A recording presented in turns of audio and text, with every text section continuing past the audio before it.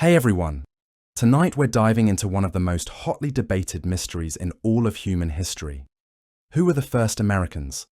And before you think you know the answer from your high school textbook, let me tell you, everything you learned about people walking across an ice bridge from Asia is about to get a lot more complicated. We're talking about a story that's been rewritten more times than a Hollywood script, with new discoveries that keep archaeologists up at night, arguing in academic journals. So grab your favorite beverage, maybe dim the lights a bit, and let's journey back to a time when North America was a completely different world. Massive ice sheets covered half the continent, giant sloths roamed the plains, and somewhere out there, the very first humans were taking their initial steps on American soil. The question is, when did this happen? How did they get here? And why does every new discovery seem to blow up everything we thought we knew? Now, before we get too deep into this rabbit hole, take a moment to hit that like button if you're ready for your mind to be completely changed about American prehistory. And drop a comment letting me know where you're watching from and what time it is there. I love seeing our community span the globe, just like these ancient migrations we're about to explore. The story we're unraveling tonight isn't just about dusty bones and stone tools. It's about human courage, adaptation, and the incredible journey our species took to populate an entire continent. We're going to examine the evidence that's forcing scientists to completely rethink when people first arrived in the Americas. We'll explore how recent discoveries are pushing back the timeline by thousands of years, and we'll dive into the heated debates that are dividing the archaeological community right now. But here's what makes this story absolutely fascinating. Every time researchers think they've figured it out, every time they're ready to close the book on how the Americas were populated, someone finds something that changes everything. Footprints preserved in ancient lake beds, tools buried beneath layers of Ice Age sediment, and genetic evidence that tells a story more complex than anyone imagined. For decades, the accepted story was beautifully simple. Around 13,500 years ago, a group of skilled hunters from Asia crossed a land bridge called Beringia, which connected Siberia to Alaska during the last ice age. These people, known as the Clovis culture, after their distinctive stone tools found near Clovis, New Mexico, rapidly spread across both North and South America. They were big game hunters who helped drive woolly mammoths, giant ground sloths, and other megafauna to extinction. Case closed. Mystery solved. Except it wasn't. Not even close. The Clovis culture was first identified in the 1930s when archaeologists working near Clovis, New Mexico, made a discovery that would define American prehistory for generations. They found beautifully crafted stone spear points lying alongside the bones of extinct bison and mammoths. These weren't just any stone tools. Clovis points were technological marvels, featuring a distinctive fluted groove that made them incredibly effective and surprisingly sophisticated for their time. What made the Clovis discovery so compelling wasn't just the tools themselves, but what they represented. Here was clear, undeniable evidence of humans living alongside Ice Age megafauna in North America. The dating was solid, the artifacts were distinctive, and the association with extinct animals was crystal clear. For archaeologists in the early to mid-20th century, this was the smoking gun they'd been looking for. But here's where the story gets really interesting. The Clovis culture wasn't just successful, it was explosively successful. Within just a few centuries, Clovis points and the technology to make them had spread from Alaska to South America. We're talking about a distance of roughly 10,000 miles covered in what amounts to an archaeological instant. More than 10,000 Clovis points have been discovered across 1,500 different sites throughout most of North America, with similar tools turning up as far south as Venezuela. This rapid spread led researchers to conclude that the Clovis people weren't just the first Americans, they were incredibly effective at colonizing new territory. They developed what archaeologists call a high-technology foraging lifestyle, using sophisticated tools and extensive cultural networks to maintain access to resources while covering vast distances.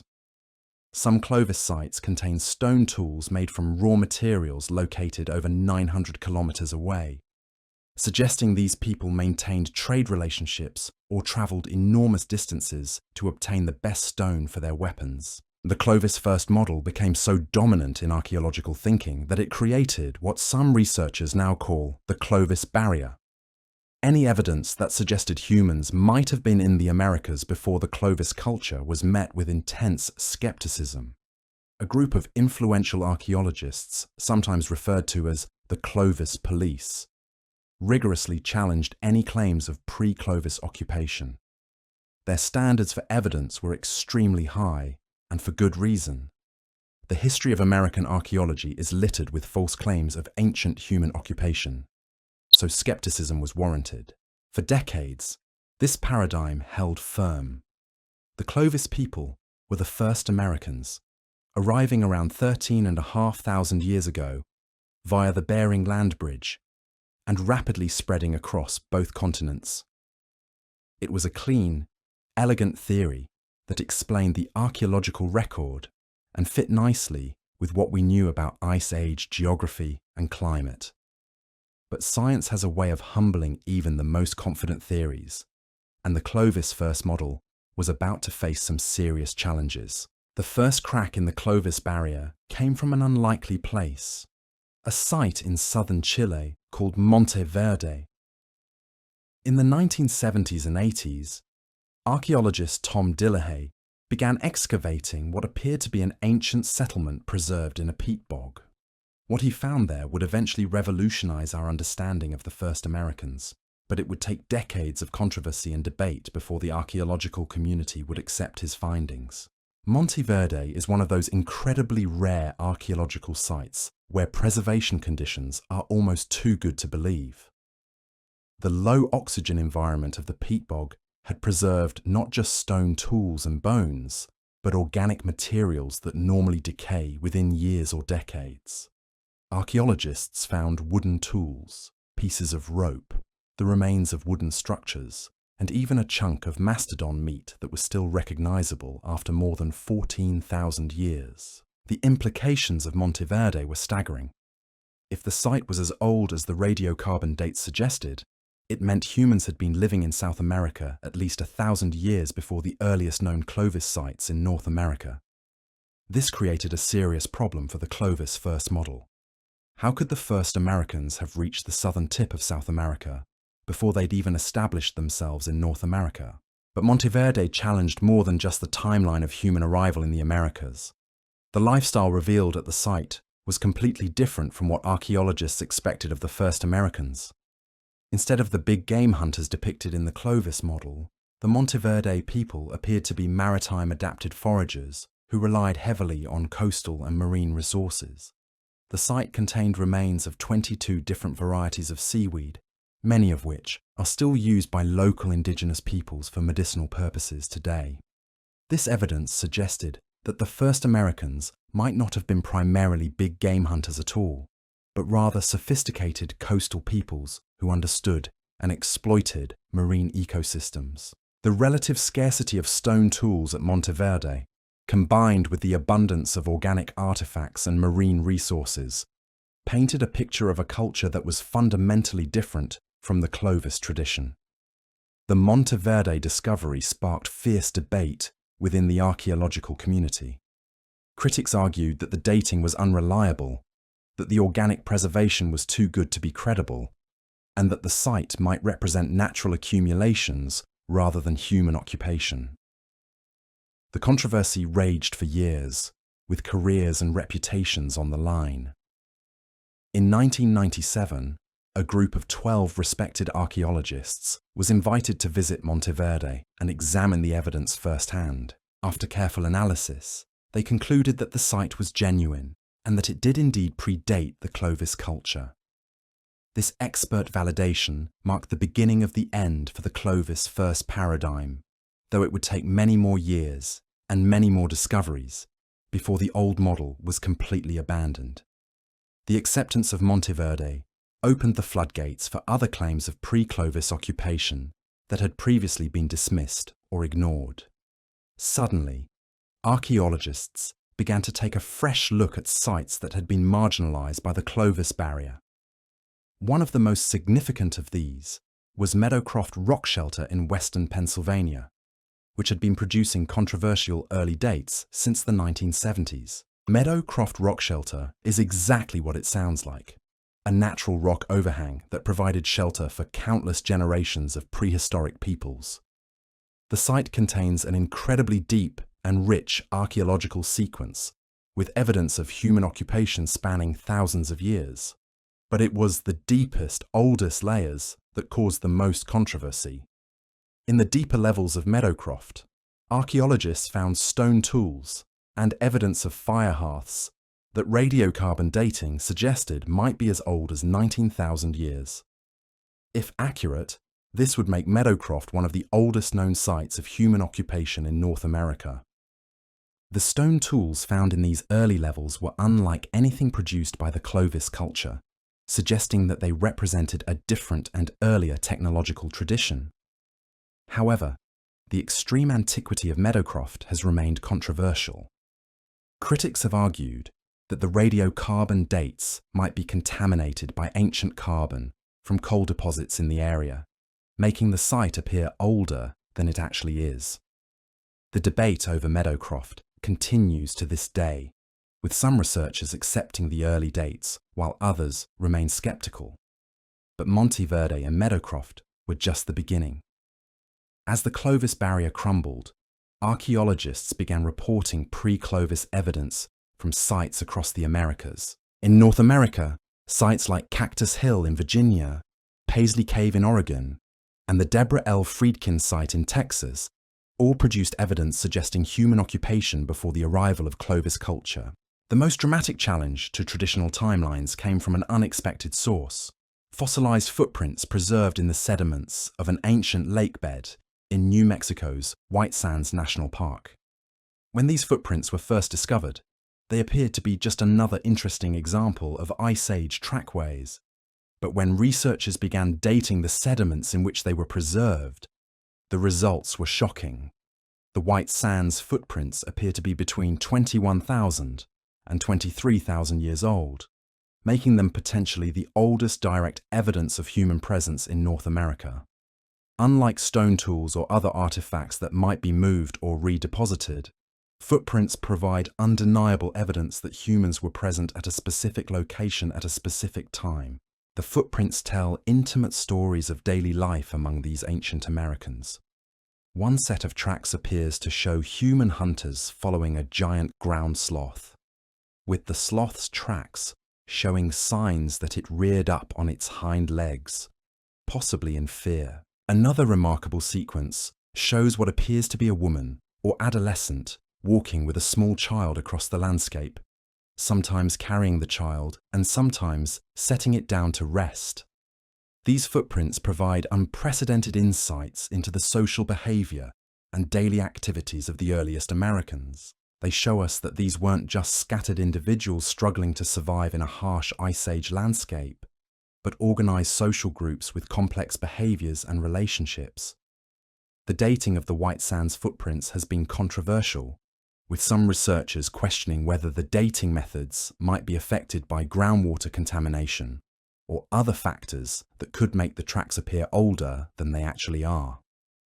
However, the research team used multiple independent dating methods and all produced similar results, strengthening confidence in the antiquity of the tracks. If the White Sands dates are correct, they push back the timeline of human arrival in the Americas by nearly 10,000 years, fundamentally changing our understanding of when and how the first Americans arrived. They also raise profound questions about how these early peoples survived during the height of the last Ice Age, when much of North America was covered by massive ice sheets and the climate was far harsher than today.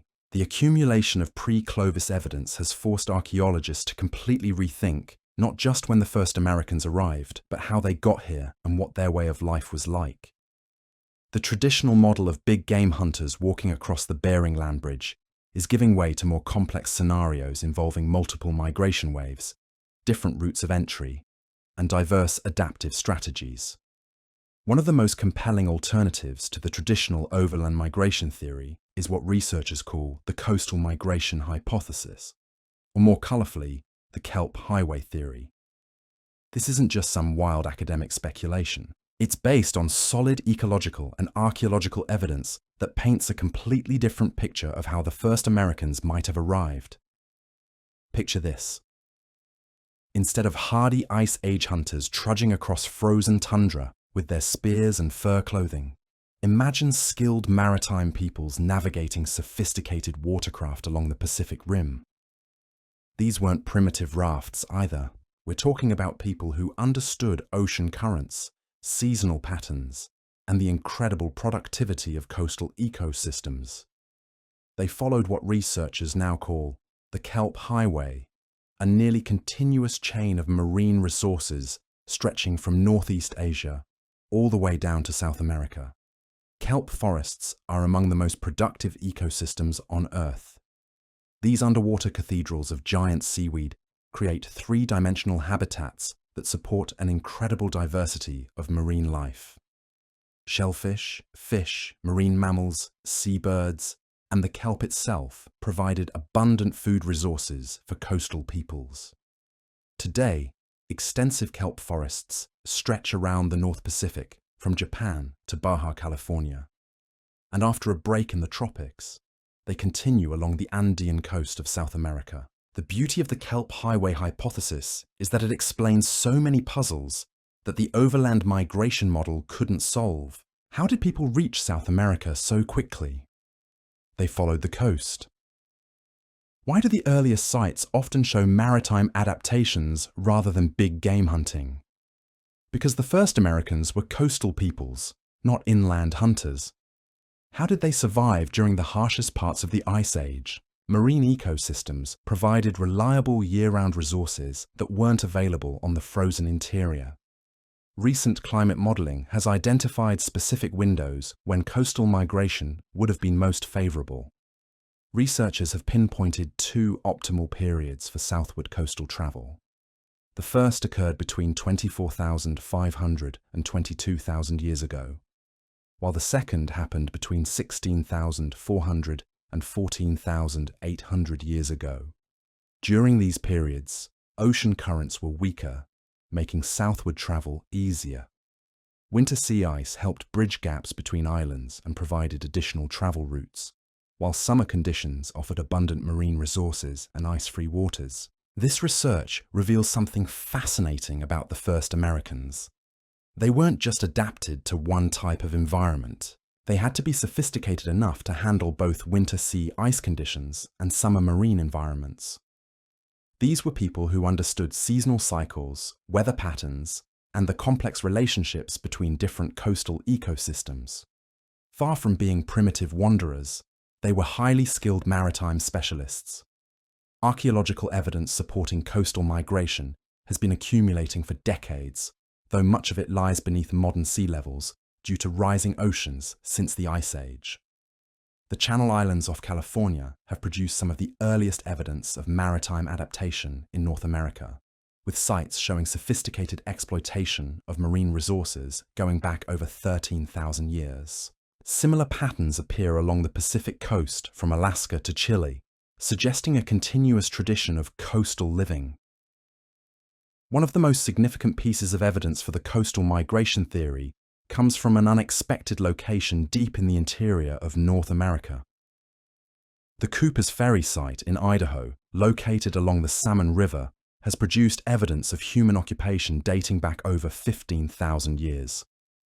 What makes this site so important isn't just its age, but its location and the types of artifacts found there.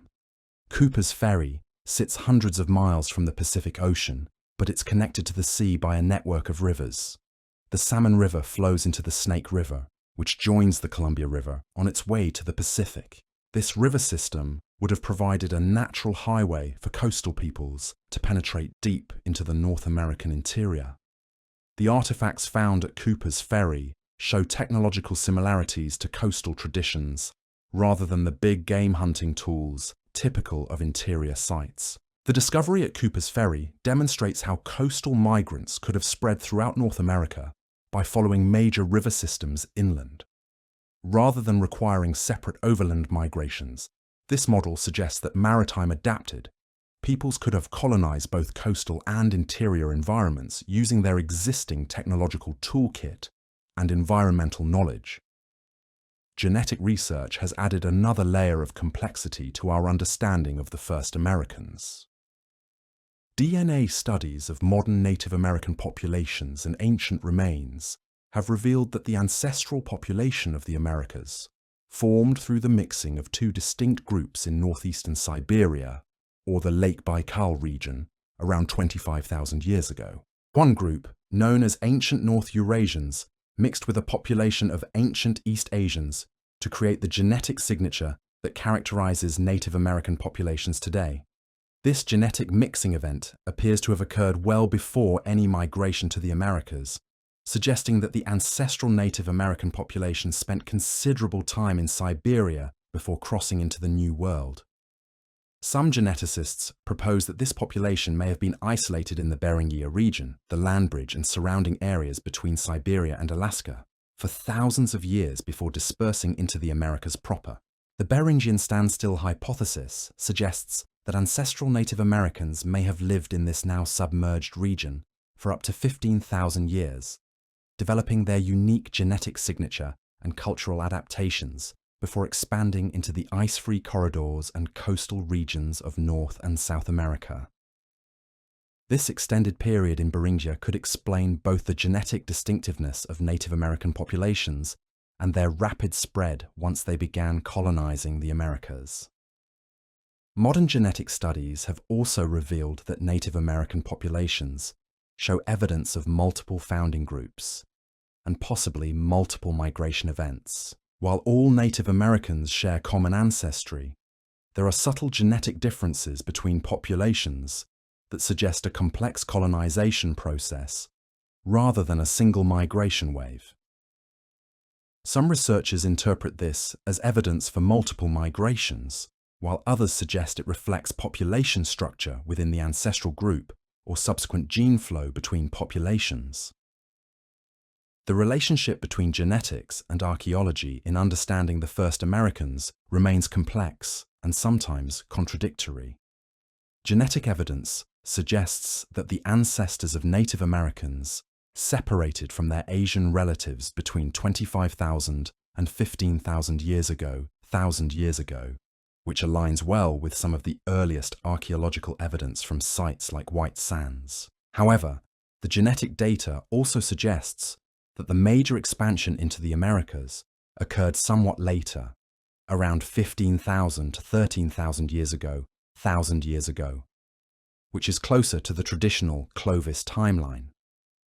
This apparent contradiction between genetic and archaeological evidence has sparked ongoing debate about the timing and process of American colonization. Some researchers argue that the earliest archaeological sites represent small pioneer populations that left little genetic trace in modern populations. Others suggest that the genetic evidence reflects the major population expansion that occurred after initial colonization, when environmental conditions became more favorable for large-scale settlement. The Clovis culture, despite no longer being considered the first Americans, remains one of the most remarkable phenomena in New World prehistory. The speed with which Clovis technology spread across North America is unprecedented in the archaeological record. Within just a few centuries, virtually identical stone tools appeared from Alaska to Mexico, suggesting either rapid migration of Clovis peoples or equally rapid adoption of Clovis technology by existing populations. Recent analysis of Clovis sites has revealed that these weren't just random wanderers with good stone tools. Clovis peoples maintained extensive trade networks and cultural connections across enormous distances. The raw materials used to make Clovis points often came from sources hundreds of miles away, indicating either long-distance travel or sophisticated exchange systems.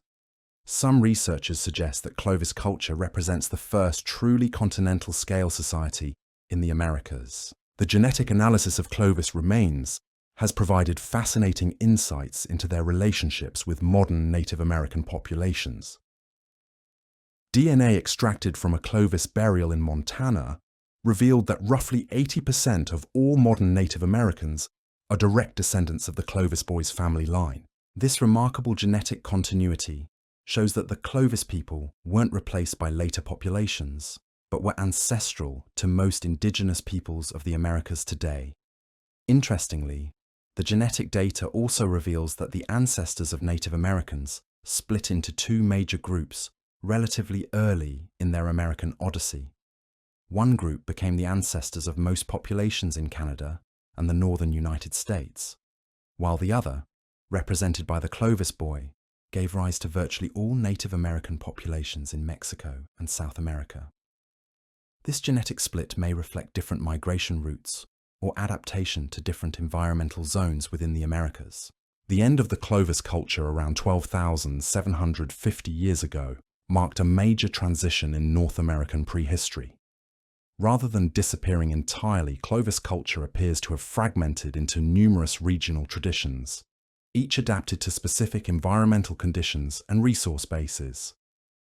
This cultural diversification coincided with major environmental changes, including the extinction of many Ice Age megafauna species and the onset of modern climatic conditions. The relationship between Clovis peoples and megafauna extinction remains one of the most debated topics in American prehistory. Some researchers argue that Clovis hunters played a major role in driving species like mammoths, mastodons, and giant ground sloths to extinction through intensive hunting pressure. Others contend that climate change was the primary driver of these extinctions, with human hunting playing at most a secondary role. Recent research has suggested that the reality may be more complex than either simple explanation allows. Different megafauna species appear to have gone extinct at different times and for different reasons. Some, like the American horse and camel, disappeared before the arrival of Clovis peoples. Others, like the mammoth and mastodon, persisted in some regions long after Clovis culture had ended. The relationship between human arrival and megafauna extinction appears to vary by region and species, suggesting that multiple factors were involved. The debate over megafauna extinction illustrates a broader challenge in studying the first Americans. The archaeological record from this time period is sparse and often ambiguous, making it difficult to establish clear cause and effect relationships. Every new discovery has the potential to reshape our understanding, and researchers must constantly balance exciting new possibilities against the need for rigorous scientific standards. As we piece together this complex puzzle of the first Americans, one thing becomes clear. The traditional narrative of a single migration event leading to rapid colonization of the Americas is far too simple to explain the growing body of evidence. Instead, we're seeing a picture of multiple migrations, diverse adaptive strategies, and complex interactions between different populations over thousands of years. The story of the first Americans is ultimately a story about human adaptability and ingenuity. Whether they arrived via ice-free corridors or coastal routes, whether they were big game hunters or maritime foragers, these early peoples accomplished something remarkable. They colonized two entire continents, adapted to every conceivable environment from Arctic tundra to tropical rainforests, and established the foundation for thousands of distinct cultures and societies. But here's where our story takes another fascinating turn. The more we learn about these early Americans, the more we realize how little we actually know. Recent discoveries are not just filling in gaps in our knowledge, they're revealing entirely new chapters that we never even knew existed. Take the Buttermilk Creek complex in Texas, discovered at the Deborah L. Friedkin site. When archaeologists began excavating beneath a well-documented Clovis layer, they found something that shouldn't have been there according to traditional models. Stone tools and manufacturing debris that predated Clovis by over 2,000 years. But these weren't crude, primitive implements. They were sophisticated tools that showed clear technological relationships to later Clovis artifacts. This discovery suggested something revolutionary. Rather than Clovis technology appearing suddenly and fully formed, it may have evolved gradually from earlier American traditions. The Buttermilk Creek tools show many of the same manufacturing techniques and design principles as Clovis points, but without the distinctive fluting that makes Clovis tools so recognizable. It's as if we're seeing Clovis technology in its developmental stages. The implications are staggering. If Clovis technology developed within the Americas rather than being brought from Asia, it means the first Americans had been here long enough to develop their own unique technological traditions. This pushes the timeline of human arrival even further back and suggests that American innovation began almost immediately after colonization. But the Friedkin site raises another intriguing possibility. What if the rapid spread of Clovis technology wasn't due to migrating populations at all, but rather the adoption of a superior hunting technology by groups that were already established across the Americas? This would explain why Clovis points appear so suddenly and spread so quickly, while also accounting for the pre-Clovis evidence we're finding at sites across both continents. The technology itself tells us something profound about these early Americans. Creating a Clovis point wasn't a simple task. It required extensive knowledge of stone properties, sophisticated manufacturing techniques, and considerable skill. The distinctive fluting that characterizes Clovis points is particularly challenging to create and serves no obvious functional purpose beyond making the point easier to haft onto a spear shaft. Some researchers have suggested that Clovis point manufacturing was as much about social identity as practical function. The consistent style and high quality of Clovis points across such vast distances suggests shared cultural values and possibly ritualized manufacturing processes. Making a proper Clovis point may have been a rite of passage or marker of cultural membership, rather than simply a practical necessity. The raw materials used in Clovis point production also tell us something important about these early Americans. High-quality stone suitable for tool making isn't found everywhere, and Clovis peoples clearly knew where to find the best materials. Some Clovis points were made from stone quarried hundreds of miles from where they were eventually used and discarded. This suggests that Clovis peoples maintained detailed mental maps of resource locations across enormous territories. They knew where to find the best stone, where game animals congregated seasonally, where water was reliable, and where shelter could be found. This level of environmental knowledge would have taken generations to accumulate and suggests much more complex social organization than simple bands of wandering hunters. The seasonal movements of Clovis peoples also reveal sophisticated planning and coordination.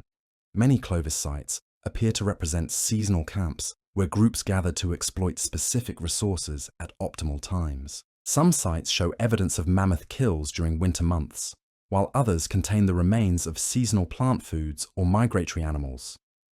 This pattern suggests that Clovis peoples operated within carefully planned annual cycles, moving between resource patches as they became available throughout the year. Coordinating these movements across the vast distances covered by Clovis culture would have required extensive communication networks and shared calendrical knowledge. Recent analysis of Clovis sites has also revealed evidence of symbolic behavior and artistic expression. Engraved stones, carved bone artifacts, and ochre pigments have been found at several Clovis sites, indicating that these peoples weren't solely focused on survival, but also engaged in activities we associate with complex human culture. One of the most intriguing aspects of Clovis culture is what happened to it. Around 12,750 years ago, Clovis points suddenly disappear from the archaeological record. They're replaced by a bewildering array of regional point styles, each adapted to specific environments and prey species. The Folsom culture of the Great Plains specialized in hunting ancient bison. The Cumberland culture of the Southeast developed points optimized for woodland environments. Dozens of other regional traditions emerged across North America. This cultural explosion coincided with major environmental changes at the end of the Ice Age. Rising temperatures, changing precipitation patterns, and the extinction of many large mammals created new challenges and opportunities for human populations. The one-size-fits-all approach of Clovis technology gave way to specialized adaptations tailored to specific ecological niches. But the transition from Clovis to post-Clovis cultures wasn't necessarily abrupt or traumatic. Genetic evidence suggests continuity between Clovis populations and later groups, indicating that cultural change occurred within existing populations rather than through replacement by new migrants. The diversification of post-Clovis cultures may simply reflect the natural process of populations adapting to changing environments and available resources. The end of Clovis culture also marked the beginning of the incredible cultural diversity that characterized the Americas for the next 12,000 years. From the Arctic to Tierra del Fuego, human populations developed thousands of distinct languages, technologies, and social systems. This diversity emerged from the same founding populations that had created the continent-spanning uniformity of Clovis culture just a few centuries earlier. Understanding this transition helps us appreciate the remarkable adaptability of early American populations. Within just a few thousand years, descendants of the same founding groups had adapted to every conceivable environment in the Americas. They became Arctic hunters, desert foragers, tropical farmers, coastal fishers, and plains bison hunters. Each group developed specialized technologies, social systems, and cultural practices perfectly suited to their particular environment. This adaptability may have been the key to the success of the first Americans. Rather than being locked into rigid cultural patterns, they appear to have been remarkably flexible in their responses to new challenges and opportunities. This flexibility allowed them to colonize environments that no humans had ever experienced before, and to thrive in conditions that would challenge even modern populations. The coastal migration hypothesis gains additional support when we consider the speed of this colonization process. Archaeological sites from Alaska to Chile show that humans had spread across both continents within just a few thousand years of their initial arrival. This rapid dispersal makes more sense if we imagine coastal peoples following familiar marine environments, rather than slowly adapting to completely new terrestrial ecosystems. Maritime peoples would have possessed the technology and knowledge needed for rapid long-distance travel. Watercraft capable of ocean travel, understanding of currents and weather patterns, and familiarity with coastal resources would have allowed them to move quickly along coastlines while maintaining access to familiar food sources. The archaeological record supports this interpretation. Early coastal sites from California's Channel Islands to Peru's Central Coast show sophisticated maritime technologies and intensive exploitation of marine resources. These aren't the desperate expedients of people learning to use coastal resources, but the refined techniques of peoples who had been maritime specialists for thousands of years. Isotopic analysis of early American skeletal remains also supports the importance of marine resources in early American diets. Many individuals show chemical signatures indicating heavy reliance on seafood, even at sites located far from modern coastlines. This suggests that marine resources remained important to early Americans even as they expanded into continental interiors. The Kelp Highway hypothesis also explains some puzzling aspects of early American archaeology. Why do some of the earliest sites in South America predate contemporary sites in North America? Because coastal migrants could travel quickly along continuous marine environments without having to wait for ice-free corridors to open in the continental interior. Why do early American technologies show more similarity to coastal Asian traditions than to the big game hunting cultures of interior Siberia? Because the first Americans may have been coastal peoples from the beginning, maintaining maritime traditions that developed along the Pacific Rim rather than adopting inland hunting strategies. Recent research has even identified potential stepping stones for coastal migration. During periods of lower sea level, chains of islands extended much farther into the North Pacific than they do today. These islands would have provided rest stops and resource patches for coastal peoples traveling between Asia and the Americas. Underwater archaeological surveys are beginning to reveal evidence of these submerged landscapes.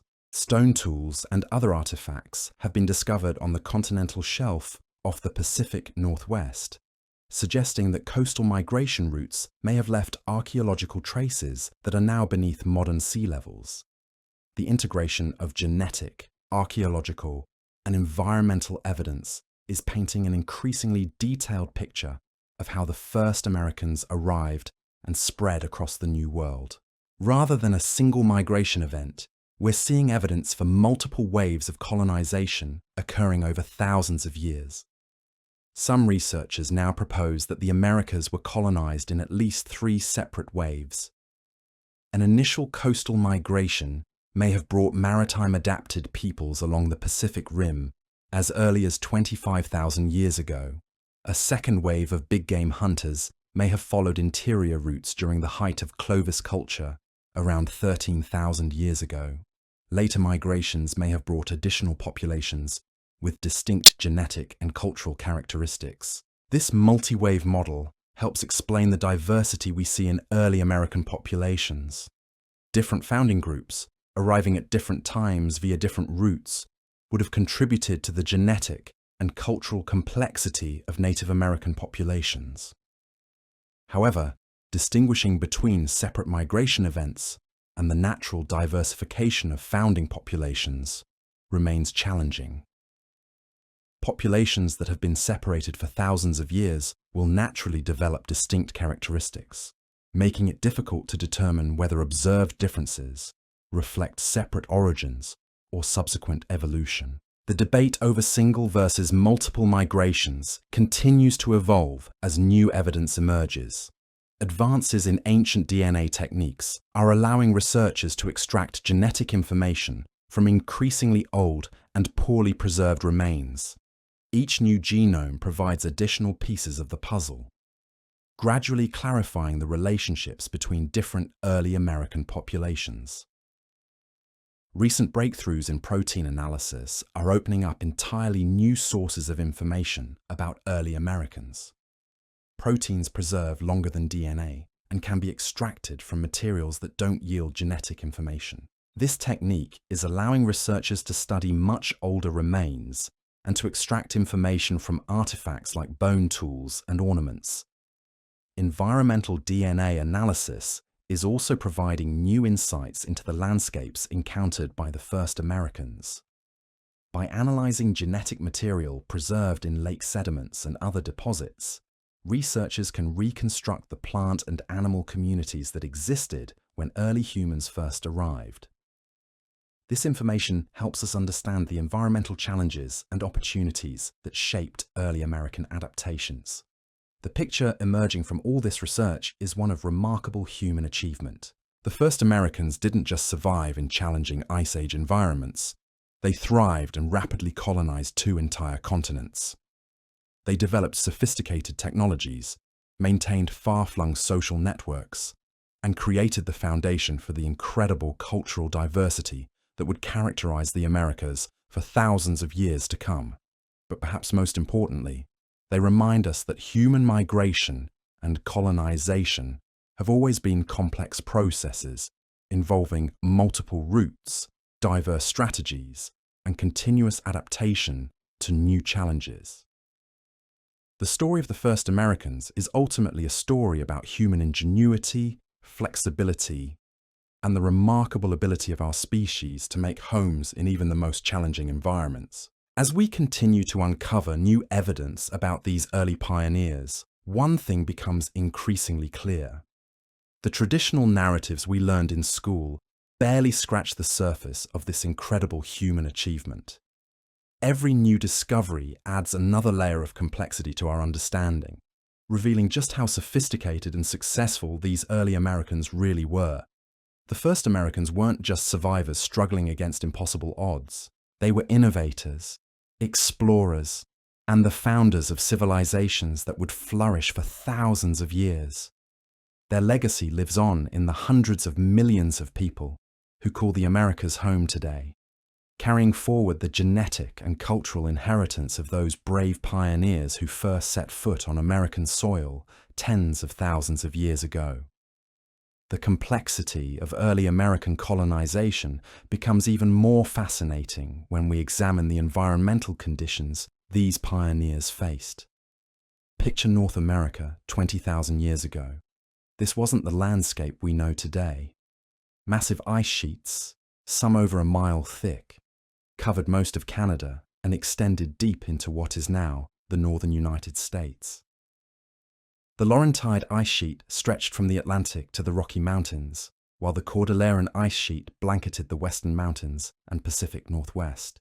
Between these ice masses lay corridors of ice-free land, but these weren't necessarily hospitable highways for human migration.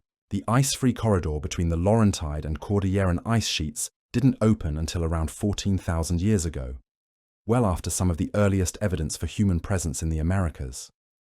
Even when it did open, this corridor would have been a harsh, barren landscape with limited resources and extreme weather conditions. This timing problem is one of the strongest arguments for coastal migration routes. While interior corridors were blocked by ice, the Pacific coast offered a more temperate and resource-rich pathway. Ocean currents moderated coastal temperatures, and marine ecosystems provided abundant food sources year-round. Recent climate modelling suggests that coastal routes were not only possible but actually preferable during much of the late Ice Age. The environmental reconstruction of these ancient coastlines reveals a landscape that would have been ideal for maritime peoples. Kelp forests extended much farther north than they do today, creating productive marine ecosystems along the entire Pacific Rim. Sea levels were over 300 feet lower than modern levels, exposing vast areas of continental shelf that are now underwater. These exposed shelves would have provided additional land for camps and resource collection. But here's where the story gets really interesting from a scientific perspective. The ice sheets themselves were dynamic, constantly advancing and retreating in response to climate changes. This created a complex mosaic of available and blocked routes that changed over thousands of years. Populations attempting to migrate during one time period might face completely different conditions than groups arriving just a few centuries later. Recent advances in paleoclimatology have allowed researchers to reconstruct these environmental changes with unprecedented precision. Ice core data from Greenland provides year-by-year records of temperature and precipitation. Marine sediment cores reveal changes in ocean temperature and circulation patterns. Pollen records from lake sediments show how plant communities shifted in response to changing climate. This environmental data reveals that the period between 25,000 and 15,000 years ago was characterized by rapid and dramatic climate changes. The last glacial maximum, when ice sheets reached their greatest extent, occurred around 21,000 years ago, but this wasn't a period of stable, uniformly cold conditions. Instead, ice core records show frequent and dramatic temperature fluctuations that would have created constantly changing environmental conditions for human populations. These climate fluctuations help explain some of the puzzling aspects of early American archaeology. Why do we find evidence of human occupation at some sites but not others from the same time period? Rapid environmental changes may have made some areas habitable for brief periods, while rendering others uninhabitable. Populations may have been forced to abandon sites repeatedly as conditions changed. The Younger Dryas period, which began around 12,900 years ago, represents one of the most dramatic climate reversals in recent Earth history. Within just a few decades, temperatures plummeted back toward full glacial conditions, disrupting ecosystems across the Northern Hemisphere. This climate reversal coincided closely with the end of Clovis culture and the extinction of many North American megafauna species. Some researchers have proposed that the Younger Dryas cooling was triggered by a cosmic impact event that caused widespread fires and environmental disruption. This controversial hypothesis suggests that a comet or asteroid fragment exploded over North America, triggering climate change and contributing to megafauna extinctions. While this idea remains hotly debated, it illustrates how catastrophic environmental changes may have shaped the experience of early Americans. The relationship between early Americans and Ice Age megafauna represents one of the most intriguing aspects of this story. When the first humans arrived in the Americas, they encountered an incredible array of giant animals that had evolved in isolation for millions of years. Woolly mammoths and mastodons browsed in herds across the continent. Giant ground sloths, some as large as small elephants, fed on tree branches and leaves. Saber-toothed cats, dire wolves, and short-faced bears ruled as apex predators. These megafauna had never encountered human hunters before, potentially making them easy prey for skilled Paleolithic hunting groups. Archaeological sites across the Americas preserve evidence of human megafauna interactions, though the nature of these relationships remains debated. Some sites clearly show evidence of hunting and butchering, while others suggest more opportunistic scavenging of already dead animals. The Blackwater Draw site in New Mexico provides some of the clearest evidence for Clovis mammoth hunting. Here, archaeologists found Clovis points embedded in mammoth bones, along with evidence of systematic butchering and tool manufacturing. Similar associations have been documented at sites across North America, suggesting that mammoth hunting was an important component of Clovis subsistence strategies. However, recent analysis suggests that mammoth hunting may not have been as central to Clovis culture as previously thought. Many Clovis sites contain the remains of smaller animals like bison, deer, and rabbits, indicating a more diverse subsistence strategy. Some researchers argue that mammoth kills may have been rare, opportunistic events rather than the primary focus of Clovis hunting activities. The extinction of North American megafauna occurred in two waves. The first wave, around 13,000 years ago, primarily affected the largest species like mammoths, mastodons, and giant ground sloths. The second wave, around 11,000 years ago, eliminated many medium-sized species. This timing corresponds roughly with periods of human population expansion and climate change, making it difficult to determine the relative importance of each factor. Recent studies have used sophisticated statistical techniques to analyze the timing of extinctions relative to human arrival and climate change.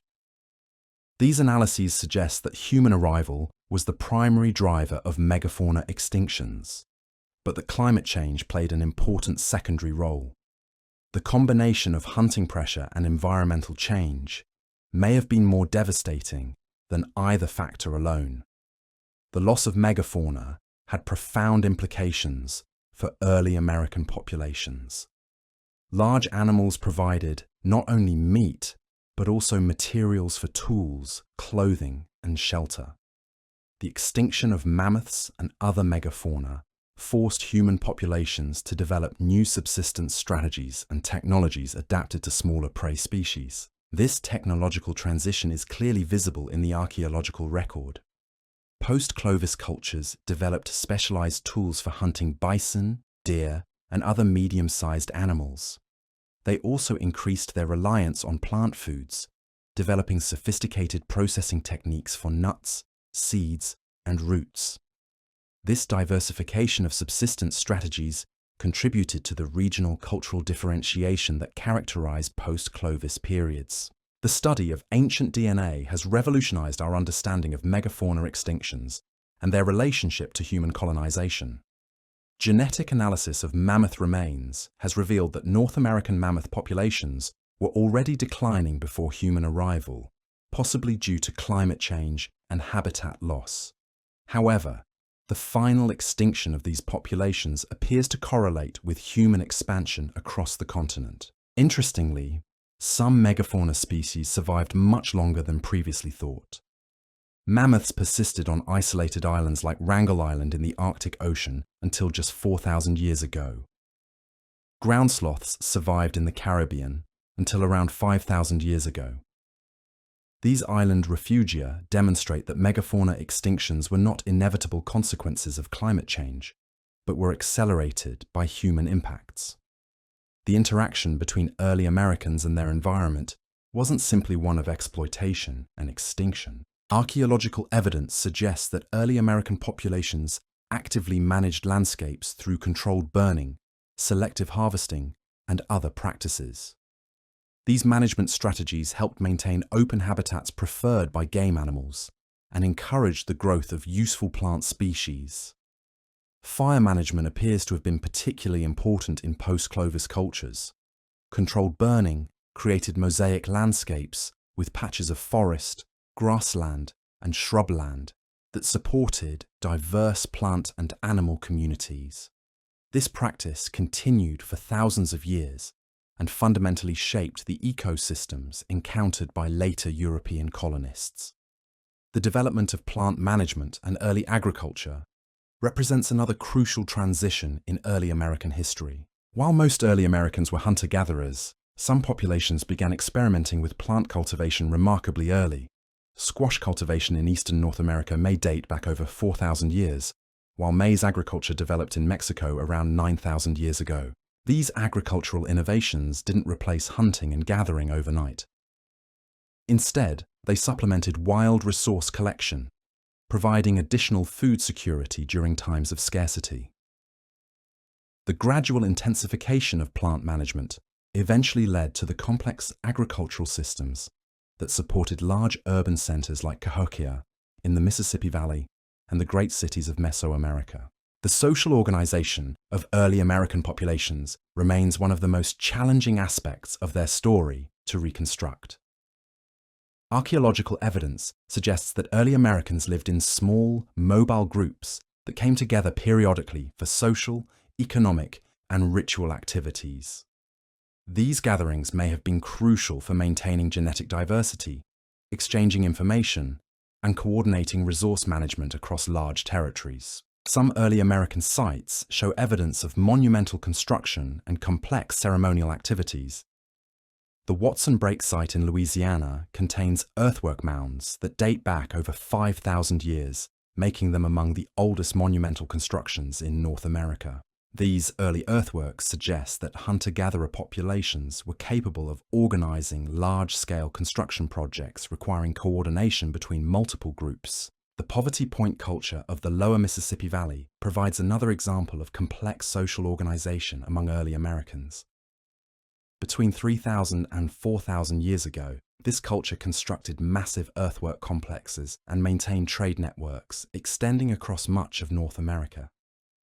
Raw materials from the Great Lakes, Appalachian Mountains, and Gulf Coast were transformed into elaborate ornaments and tools at Poverty Point sites. These examples demonstrate that the transition from simple hunter-gatherer societies to complex civilizations wasn't a sudden revolution, but a gradual process that began very early in American prehistory. The social and technological innovations of early Americans laid the foundation for the sophisticated societies that would flourish in later periods. The linguistic diversity of Native American populations also provides clues about early American colonization patterns. North and South America contain more linguistic diversity than any other continental region, with hundreds of distinct language families showing no clear relationships to each other. This diversity suggests either multiple founding populations speaking different languages or extremely long periods of linguistic evolution within the Americas. Some linguists have proposed that certain Native American languages show relationships to languages spoken in Asia, potentially providing evidence for the geographic origins of different founding populations. However, these proposed relationships remain highly controversial, as languages change so rapidly that relationships older than about 10,000 years are extremely difficult to demonstrate. The distribution of language families across the Americas also provides insights into population movements and cultural relationships. The widespread distribution of certain language families, like Algonquian in North America or Arawakan in South America, suggests relatively recent expansions of particular populations. In contrast, the concentration of highly diverse language families in certain regions like California or the Amazon basin may indicate areas where populations have been relatively stable for long periods. Recent advances in computational linguistics are beginning to shed new light on these relationships. Statistical techniques borrowed from evolutionary biology can be used to reconstruct relationships between languages and estimate when they diverged from common ancestors. While these techniques are still being refined, they offer the potential to correlate linguistic evidence with archaeological and genetic data to create more complete pictures of early American population history. The religious and symbolic systems of early Americans represent another fascinating aspect of their story that's only beginning to be understood. Archaeological evidence suggests that complex ritual and ceremonial practices developed very early in American prehistory. Elaborate burials, rock art, and ceremonial objects demonstrate that early Americans weren't solely focused on survival, but also engaged in sophisticated symbolic behavior. The Kennewick Man remains, dating to around 9,000 years ago, provide insights into early American burial practices and physical characteristics. This individual was buried with great care, suggesting that early American populations had developed complex mortuary traditions. The physical characteristics of Kennewick Man and other early American remains have been the subject of intense debate, with some researchers arguing that they differ significantly from modern Native American populations. However, recent genetic analysis of early American remains has consistently shown close relationships to modern Native American populations, suggesting that physical differences may reflect normal variation within populations rather than separate origins. The repatriation and reburial of Kennewick Man to local Native American tribes in 2017 marked an important step in recognizing the connections between ancient remains and modern indigenous communities. Rock art sites across the Americas preserve some of the earliest evidence for symbolic behavior among early Americans. Petroglyphs and pictographs dating back thousands of years demonstrate sophisticated artistic traditions and possibly complex mythological systems. Some rock art sites show continuous use over thousands of years, suggesting that they held special significance for multiple generations of early Americans. The interpretation of early American rock art remains challenging, as we lack direct cultural connections to help us understand the meanings of these ancient symbols. However, ethnographic studies of rock art traditions among modern Native American groups provide insights into the possible functions and meanings of ancient art. Many sites appear to have been associated with hunting magic, coming-of-age ceremonies, or astronomical observations. Astronomical knowledge appears to have been important to many early American cultures. Archaeological sites across the Americas show evidence of careful observation and recording of celestial events. Stone circles, earthwork alignments, and architectural features at many sites are oriented towards significant astronomical events, like solstices and equinoxes.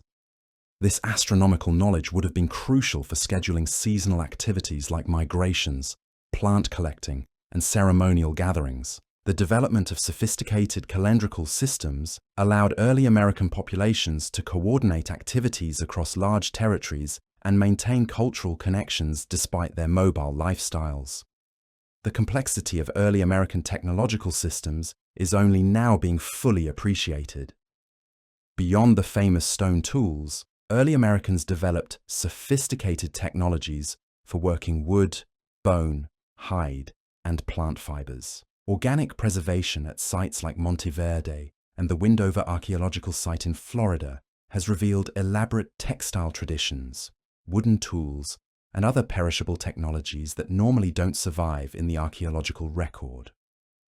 The Windover site has produced some of the most remarkable evidence for early American technological sophistication. This 7,000-year-old site contains preserved textiles that demonstrate advanced weaving techniques and artistic sensibilities. Brain tissue preserved in the bog environment has even yielded ancient DNA, providing direct genetic evidence for the relationships between early Americans and modern populations. Similar preservation conditions at other sites have revealed the full range of early American technological capabilities. Basketry, cordage, wooden tools, and leather goods demonstrate that stone tools represent only a small fraction of early American material culture. The sophistication of these perishable technologies suggests that early Americans possessed detailed knowledge of material properties and manufacturing techniques that required generations to develop and de-refine. The sophistication of these early American technologies becomes even more impressive when we consider the environmental challenges these peoples faced while developing them. Working with organic materials in Ice Age conditions required intimate knowledge of seasonal cycles, preservation techniques, and resource availability. These weren't desperate improvisations by struggling survivors, but refined technological traditions that had been perfected over countless generations. Recent analysis of fiber artifacts from early American sites has revealed manufacturing techniques that rival those of much later cultures. Complex twining patterns, sophisticated dye processes, and intricate decorative elements demonstrate that early Americans weren't just focused on creating functional items, but were also expressing aesthetic preferences and cultural identity through their material culture. The preservation of organic artifacts has also revealed the true complexity of early American toolkits.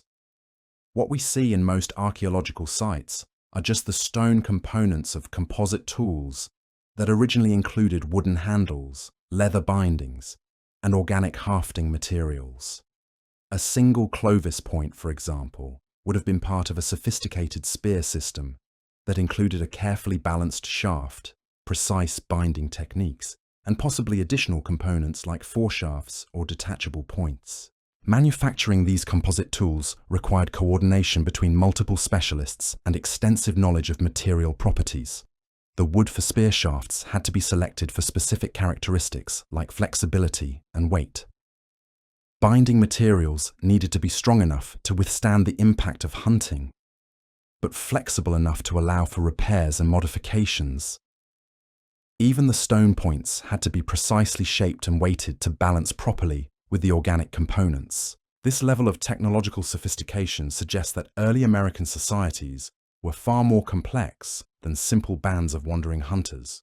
Creating and maintaining these elaborate tool systems required specialized knowledge, coordinated production efforts, and probably formal training systems to pass skills from one generation to the next. The regional variations in early American technologies also reveal sophisticated adaptation to local environmental conditions.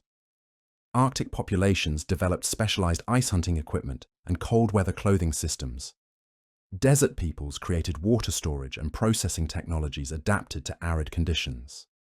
Coastal populations developed sophisticated maritime technologies including watercraft, fishing gear, and marine resource processing tools. These regional adaptations didn't develop overnight. They represent thousands of years of experimentation, refinement, and cultural transmission within specific environmental contexts. The speed with which early American populations developed these specialized technologies demonstrates remarkable innovation and adaptability. But perhaps the most impressive aspect of early American technological development was the maintenance of cultural connections across vast distances, despite regional specialization. Similar artistic motifs, manufacturing techniques, and symbolic systems appear at sites separated by thousands of miles, suggesting that early American populations maintained communication networks and cultural exchanges across the entire continent. These long-distance connections are particularly evident in the distribution of raw materials and finished goods. Obsidian from Yellowstone has been found at sites over 1,000 miles away. Marine shells from the Pacific coast appear at sites deep in the continental interior. Copper from the Great Lakes region shows up in sites throughout eastern North America. The logistics of maintaining these exchange networks would have required sophisticated organizational systems. Someone had to coordinate the movement of materials, negotiate exchange relationships, and maintain quality standards across enormous distances. This suggests that early American societies possessed complex social and economic institutions that we're only beginning to understand. Trade networks also served important social functions beyond simple resource exchange. They provided mechanisms for maintaining genetic diversity through intermarriage between distant groups. They facilitated the spread of technological innovations and cultural practices. They may have served as early warning systems for environmental changes or resource shortages in distant regions. The collapse or disruption of these trade networks appears to correlate with major cultural transitions in early American prehistory. The end of Clovis culture coincided with disruptions in continent-wide exchange systems. Regional post-Clovis cultures initially showed much more restricted trade networks, suggesting that the social systems maintaining long-distance connections had broken down. This pattern of network collapse and reorganization repeated several times during early American prehistory. Environmental changes, population movements, or social conflicts could disrupt established exchange relationships, forcing populations to develop new forms of organization and interaction. These transitions often coincided with technological innovations and cultural changes. The resilience of early American populations in the face of these disruptions demonstrates remarkable social and cultural flexibility. Rather than being locked into rigid organizational patterns, they appear to have been capable of rapid reorganization in response to changing circumstances. This adaptability may have been crucial to their success in colonizing and thriving in such diverse environments. Recent research has also revealed the important role that early American women played in technological innovation and cultural transmission. In many hunter-gatherer societies, women are responsible for plant processing technologies, textile production, and food preparation techniques. Archaeological evidence suggests that similar patterns existed among early Americans. The preservation of textile fragments and plant processing tools at early American sites provides direct evidence for women's technological contributions. Sophisticated basketry, complex food processing techniques, and elaborate textile traditions all required specialized knowledge that was probably transmitted through female lineages. Women's roles in early American societies may have extended far beyond domestic technologies. Ethnographic studies of modern hunter-gatherer societies show that women often serve as important decision-makers in resource management, territorial negotiations, and social organization. Similar patterns may have existed among early Americans, though they're difficult to document in the archaeological record. The genetic evidence for early American populations also suggests important roles for women in cultural transmission and population dynamics. Mitochondrial DNA, which is inherited exclusively through maternal lines, shows different patterns from Y chromosome DNA, which is inherited through paternal lines. These differences suggest that men and women may have had different migration patterns or marriage customs in early American societies. Understanding the roles of women in early American societies is crucial for developing complete pictures of how these populations functioned.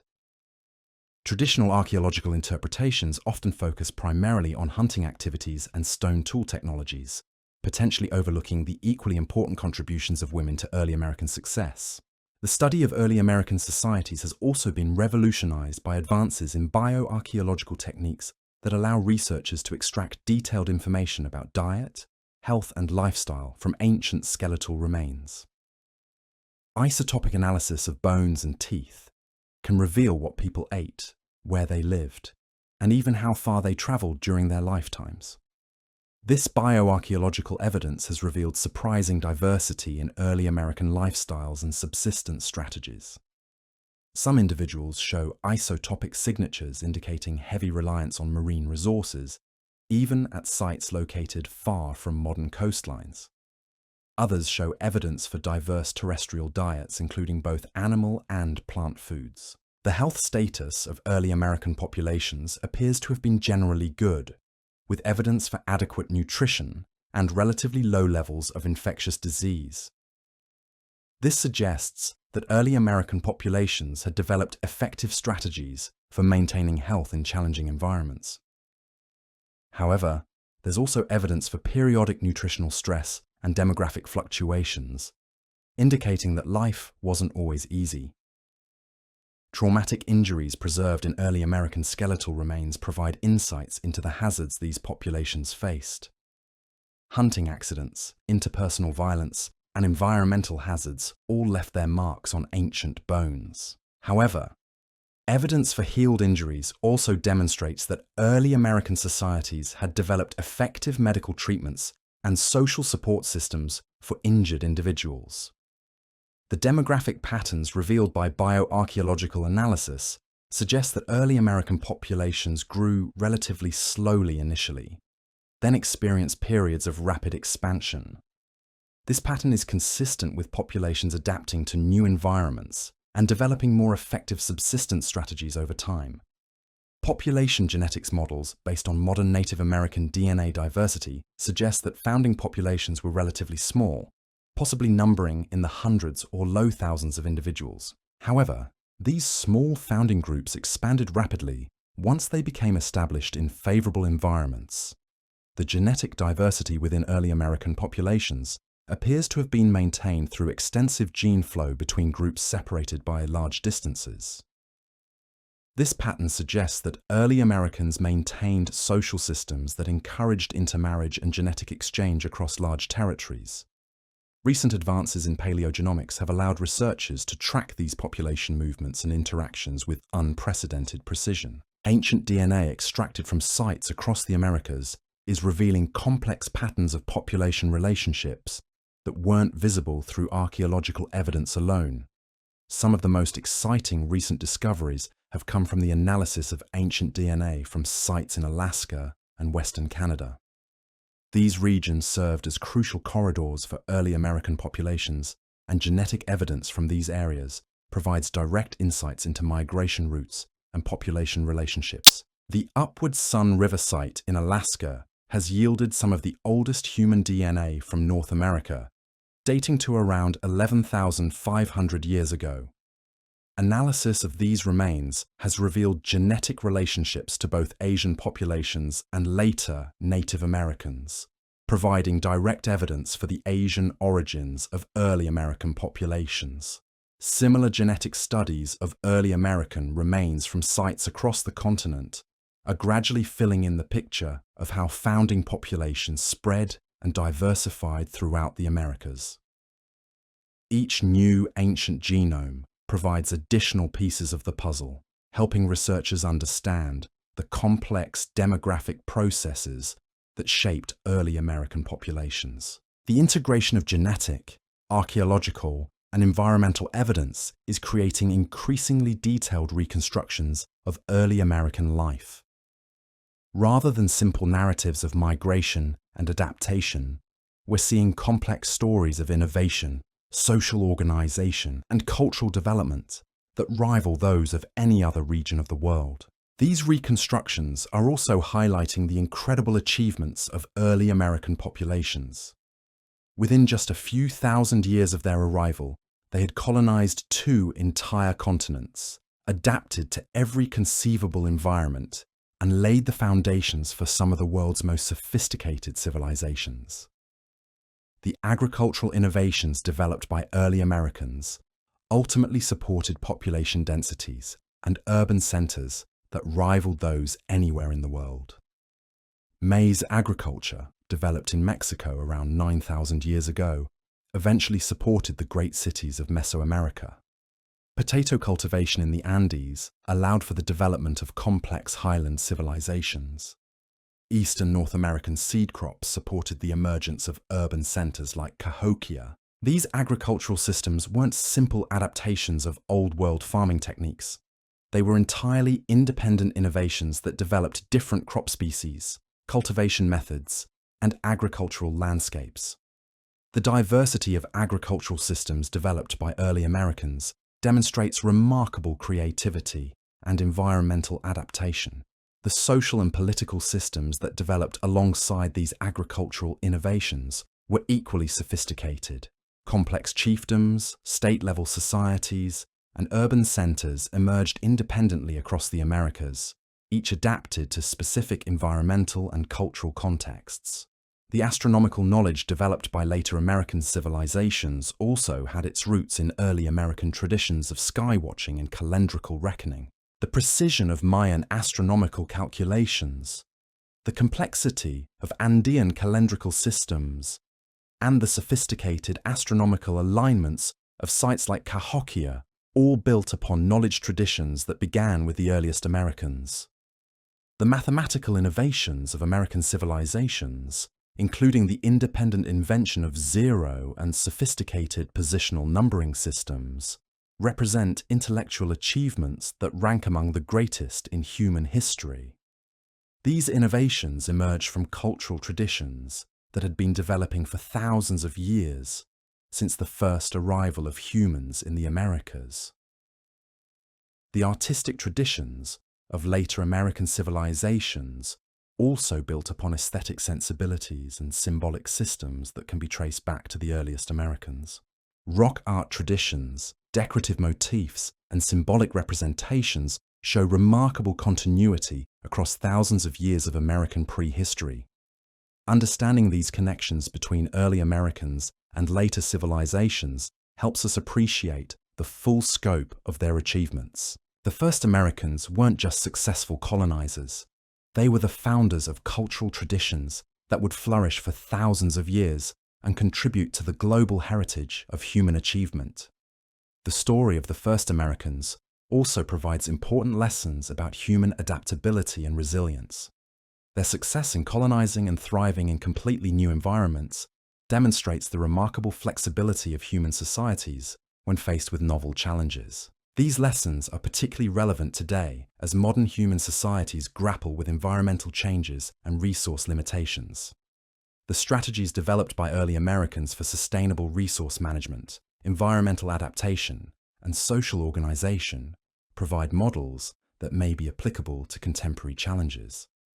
The traditional ecological knowledge developed by early American populations represents thousands of years of accumulated wisdom about living sustainably in diverse environments.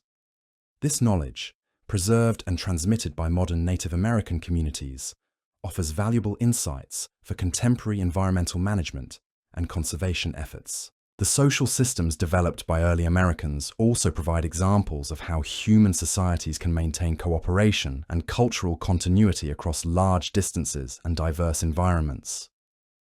Their success in coordinating activities across continental scales without centralized political authorities offers models for decentralized governance and resource management. Perhaps most importantly, the story of the first Americans reminds us that human migration and cultural development are ongoing processes rather than historical events.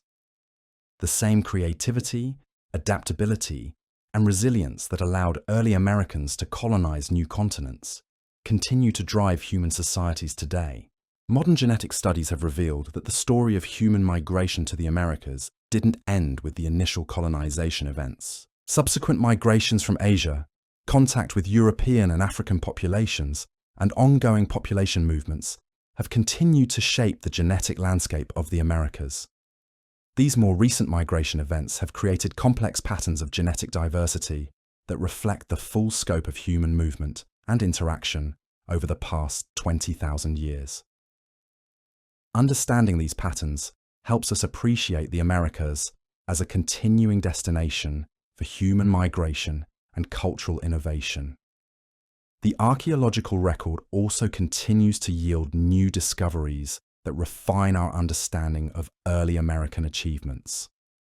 Advanced dating techniques, improved excavation methods, and sophisticated analytical tools are revealing previously unknown aspects of early American life. Recent discoveries of early American art, architecture, and technology continue to push back the timelines for complex cultural developments.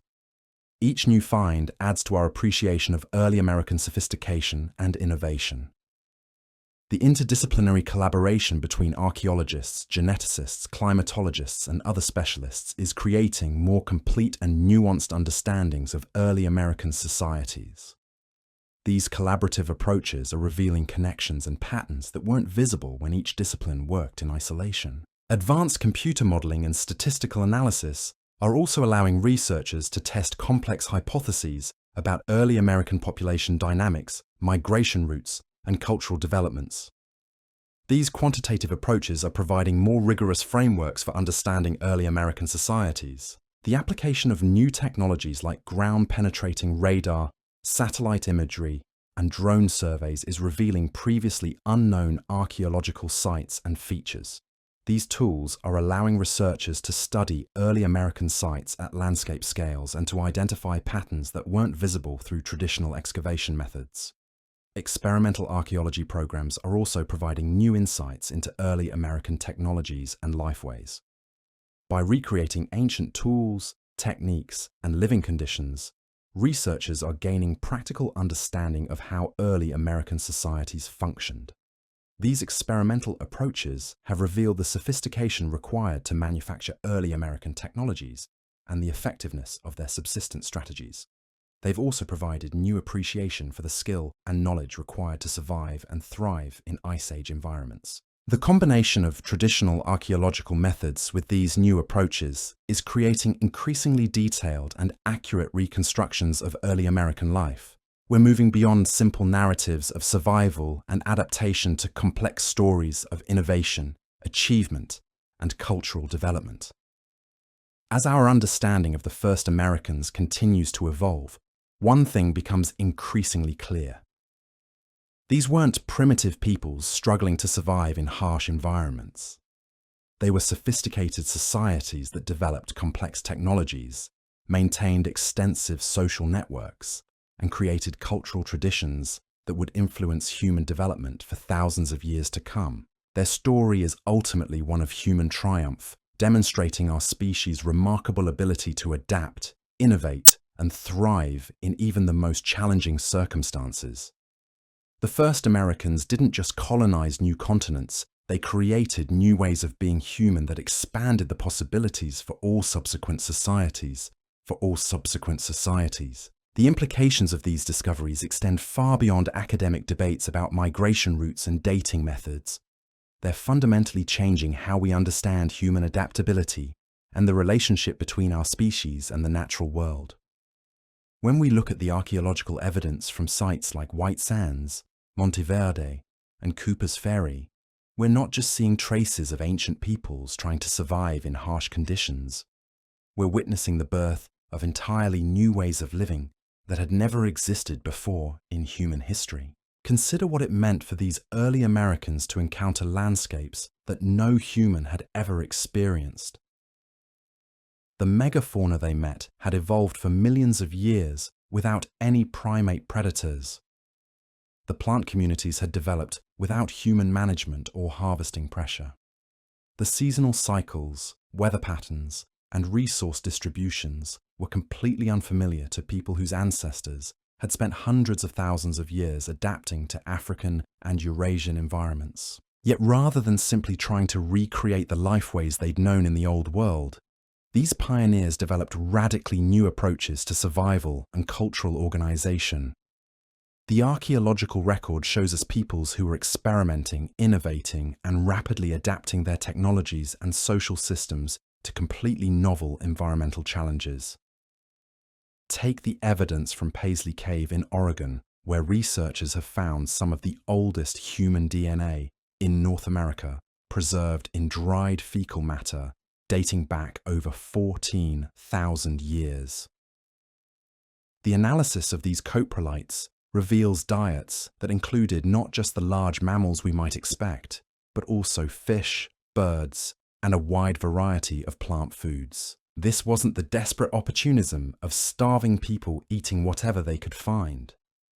The botanical remains show sophisticated knowledge of seasonal plant cycles and processing techniques for extracting maximum nutrition from available resources. The preservation of organic materials at sites like Paisley Cave has revolutionized our understanding of early American plant use. Microscopic analysis of stone tools has revealed residues from dozens of different plant species, many of which require complex processing to make them edible or useful. Some plants had to be leached to remove toxins. Others required specific timing for optimal harvest, and still others needed elaborate preparation sequences to extract their nutritional or medicinal properties. This botanical knowledge represents one of the most impressive achievements of early American peoples. Learning which plants were safe, when to harvest them, how to process them, and how to store them for future use would have required generations of careful observation and experimentation. The fact that this knowledge was successfully developed and transmitted across such diverse environments speaks to sophisticated systems of education and cultural transmission. The genetic analysis of early American populations has also revealed fascinating insights into their social organization and mating patterns.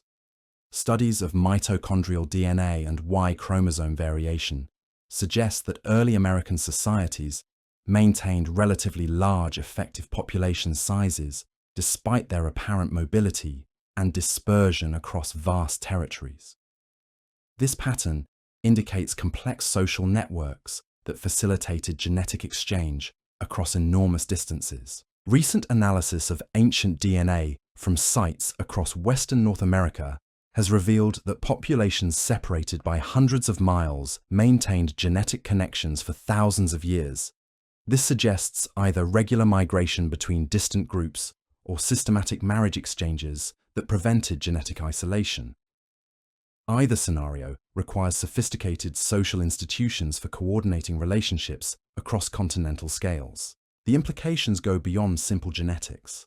Maintaining these long-distance social connections would have required shared languages or communication systems, common cultural practices for negotiating relationships, and probably elaborate kinship systems for tracking relationships between distant groups. These aren't the simple social arrangements we might expect from small bands of hunter-gatherers, but complex institutional frameworks that rival those of much later agricultural societies. Archaeological evidence from sites like the Galt site in Texas provides additional insights into early American social complexity.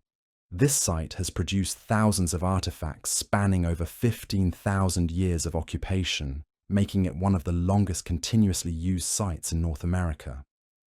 The artifact assemblages show clear evidence for specialized production activities, suggesting that different individuals or groups focused on particular aspects of tool manufacturing. Some areas of the Galt site contain dense concentrations of stone tool manufacturing debris, while others show evidence for hide processing, bone tool production, or other specialized activities.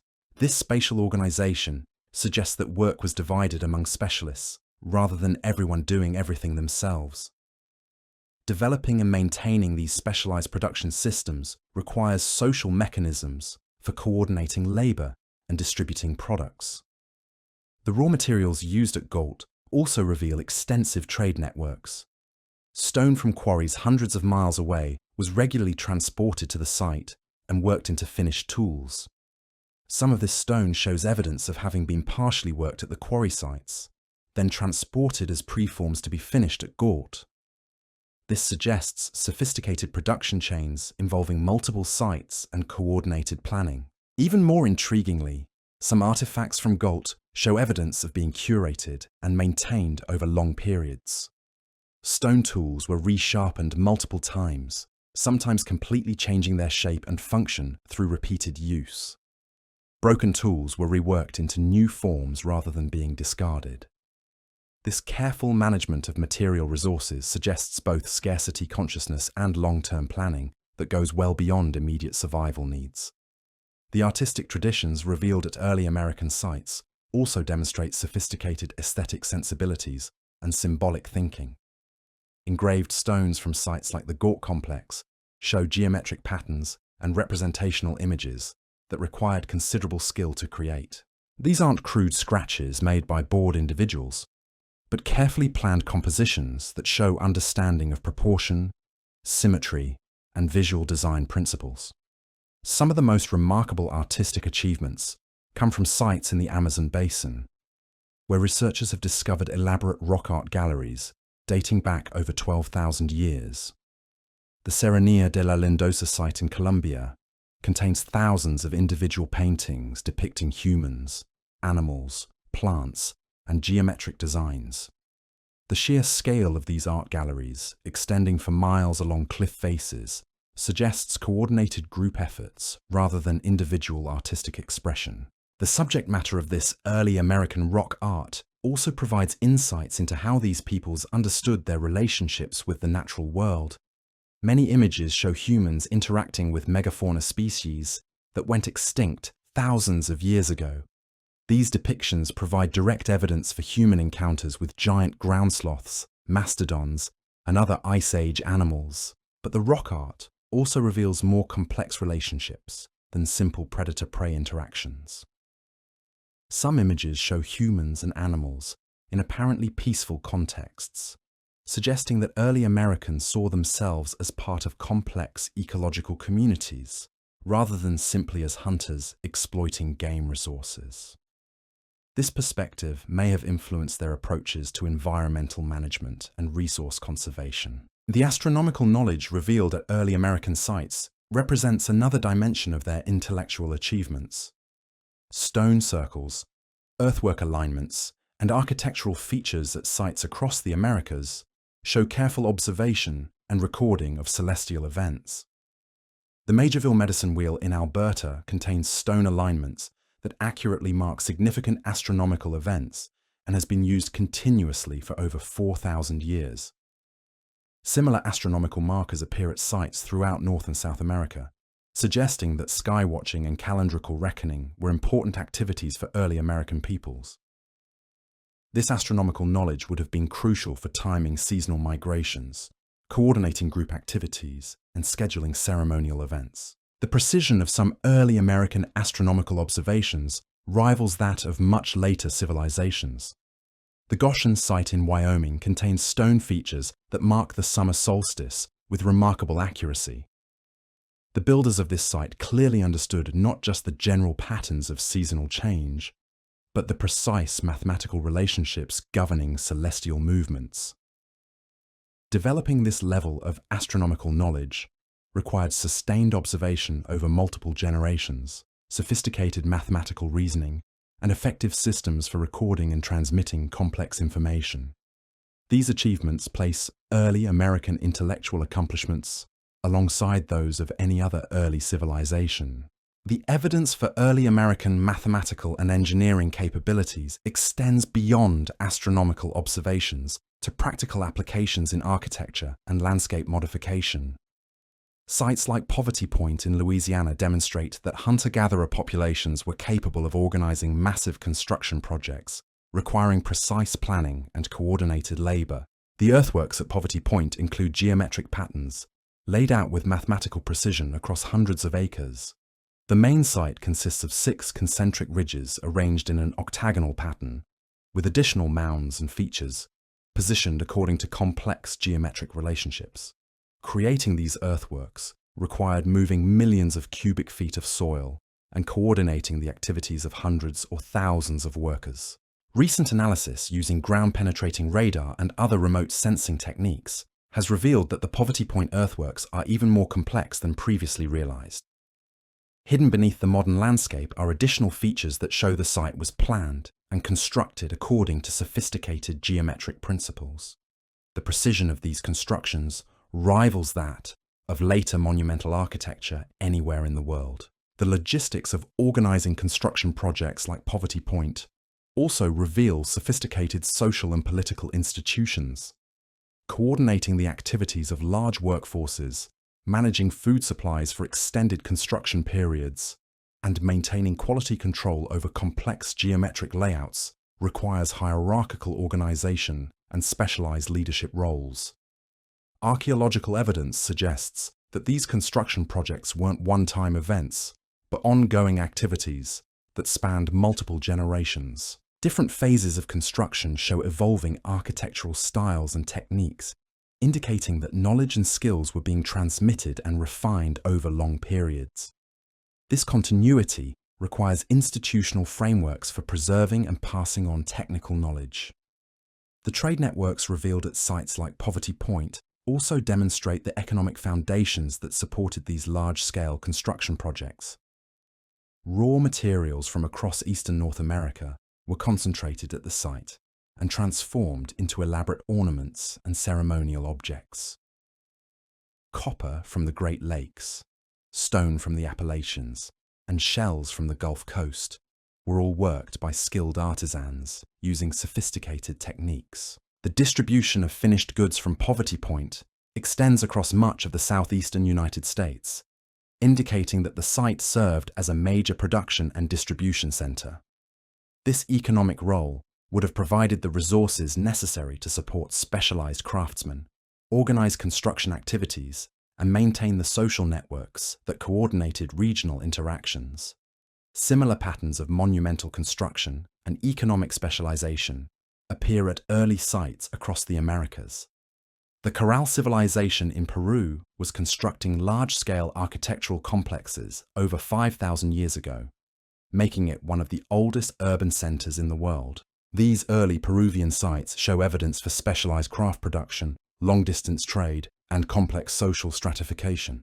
The achievements of these early American civilizations weren't isolated phenomena, but part of broader patterns of cultural development that began with the first colonization of the Americas. The same innovative spirit and adaptive flexibility that allowed the earliest Americans to colonize new continents continued to drive cultural evolution throughout the prehistoric period. Recent discoveries have also revealed the global significance of early American innovations. Crop plants first domesticated in the Americas, including maize, potatoes, tomatoes, and peppers, eventually became staple foods worldwide. These agricultural innovations had impacts on global nutrition and population growth that continue to this day. The medicinal knowledge developed by early American peoples also contributed to global pharmaceutical traditions. Many modern drugs derive from plants that were first identified and used medicinally by indigenous American populations. Aspirin, quinine, and numerous other medications trace their origins to traditional American plant medicines. The environmental management techniques developed by early Americans also provide models for contemporary conservation and sustainability efforts. Traditional burning practices, selective harvesting methods, and habitat management strategies developed over thousands of years of experience offer alternatives to modern industrial approaches to resource management. These contributions remind us that the story of the first Americans isn't just ancient history, but an ongoing influence on contemporary life. The genetic, cultural, and intellectual heritage of these early pioneers continues to shape the modern world in ways we're only beginning to understand. The study of early American societies also provides crucial perspectives on human responses to environmental change and resource scarcity. The challenges faced by the first Americans, including climate fluctuations, species extinctions, and resource limitations, offer insights into how human societies can adapt to rapidly changing conditions.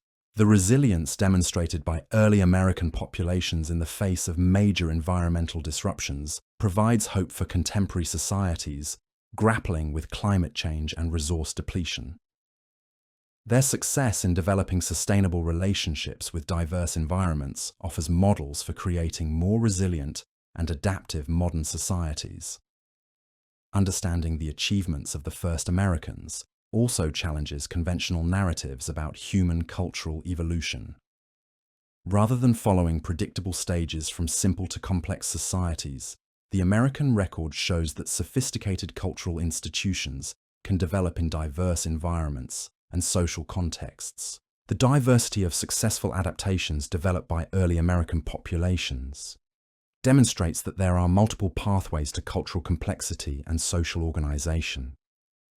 This perspective enriches our understanding of human potential and challenges assumptions about inevitable patterns of cultural development. As new discoveries continue to emerge from archaeological sites across the Americas, our appreciation for the achievements of the first Americans will undoubtedly continue to grow. Each new site, each new artifact, and each new piece of evidence adds to our understanding of these remarkable peoples and their lasting contributions to human civilization. The story of the first Americans ultimately transcends academic debates about migration routes and cultural chronologies. It's a testament to human creativity, adaptability, and the remarkable capacity of our species to thrive in even the most challenging circumstances. These early pioneers didn't just survive in new environments, they created new ways of being human that expanded the possibilities for all who came after them. Their legacy lives on not just in the archaeological record or in the genes of their descendants, but in the continuing human capacity for innovation, exploration, and adaptation. The same spirit that drove the first Americans to cross unknown oceans and explore uncharted continents continues to drive human achievement today, reminding us that the boundaries of what's possible are limited only by our imagination and determination. The first Americans weren't just the ancestors of modern Native American populations, they were pioneers of human potential, whose achievements continue to inspire and inform our understanding of what it means to be human.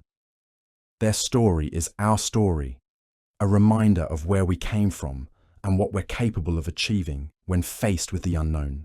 The questions they answered about survival, adaptation, and community continue to resonate as we face our own challenges in an ever-changing world.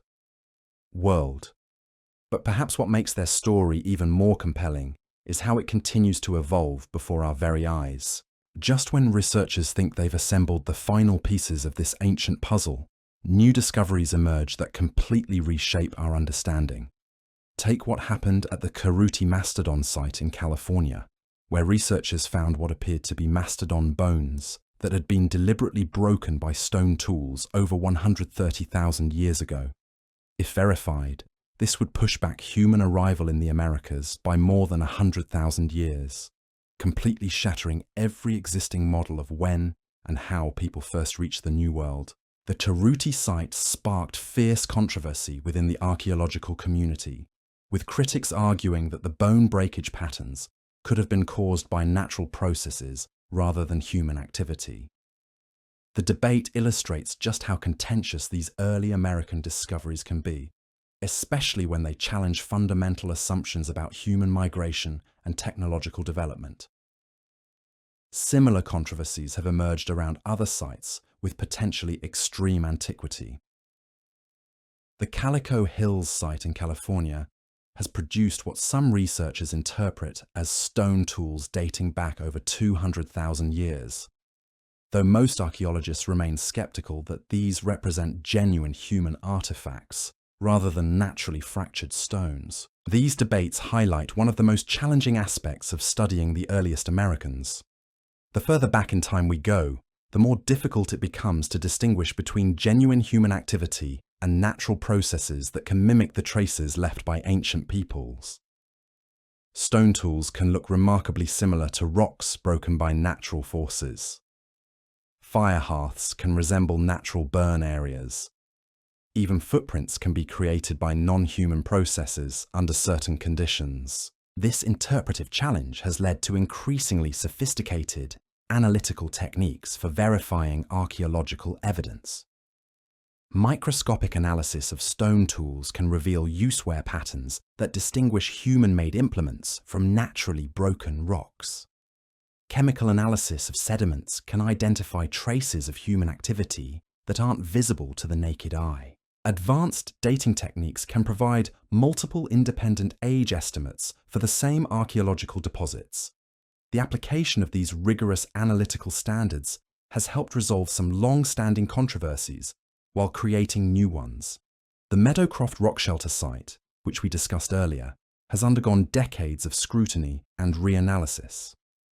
While some researchers still question the extreme antiquity of the earliest levels, the accumulation of evidence from multiple dating methods and analytical techniques has gradually built confidence in the site's pre-Clovis age. Similarly, the Monteverde site in Chile has been subjected to intensive re-examination since it first challenged the Clovis first paradigm.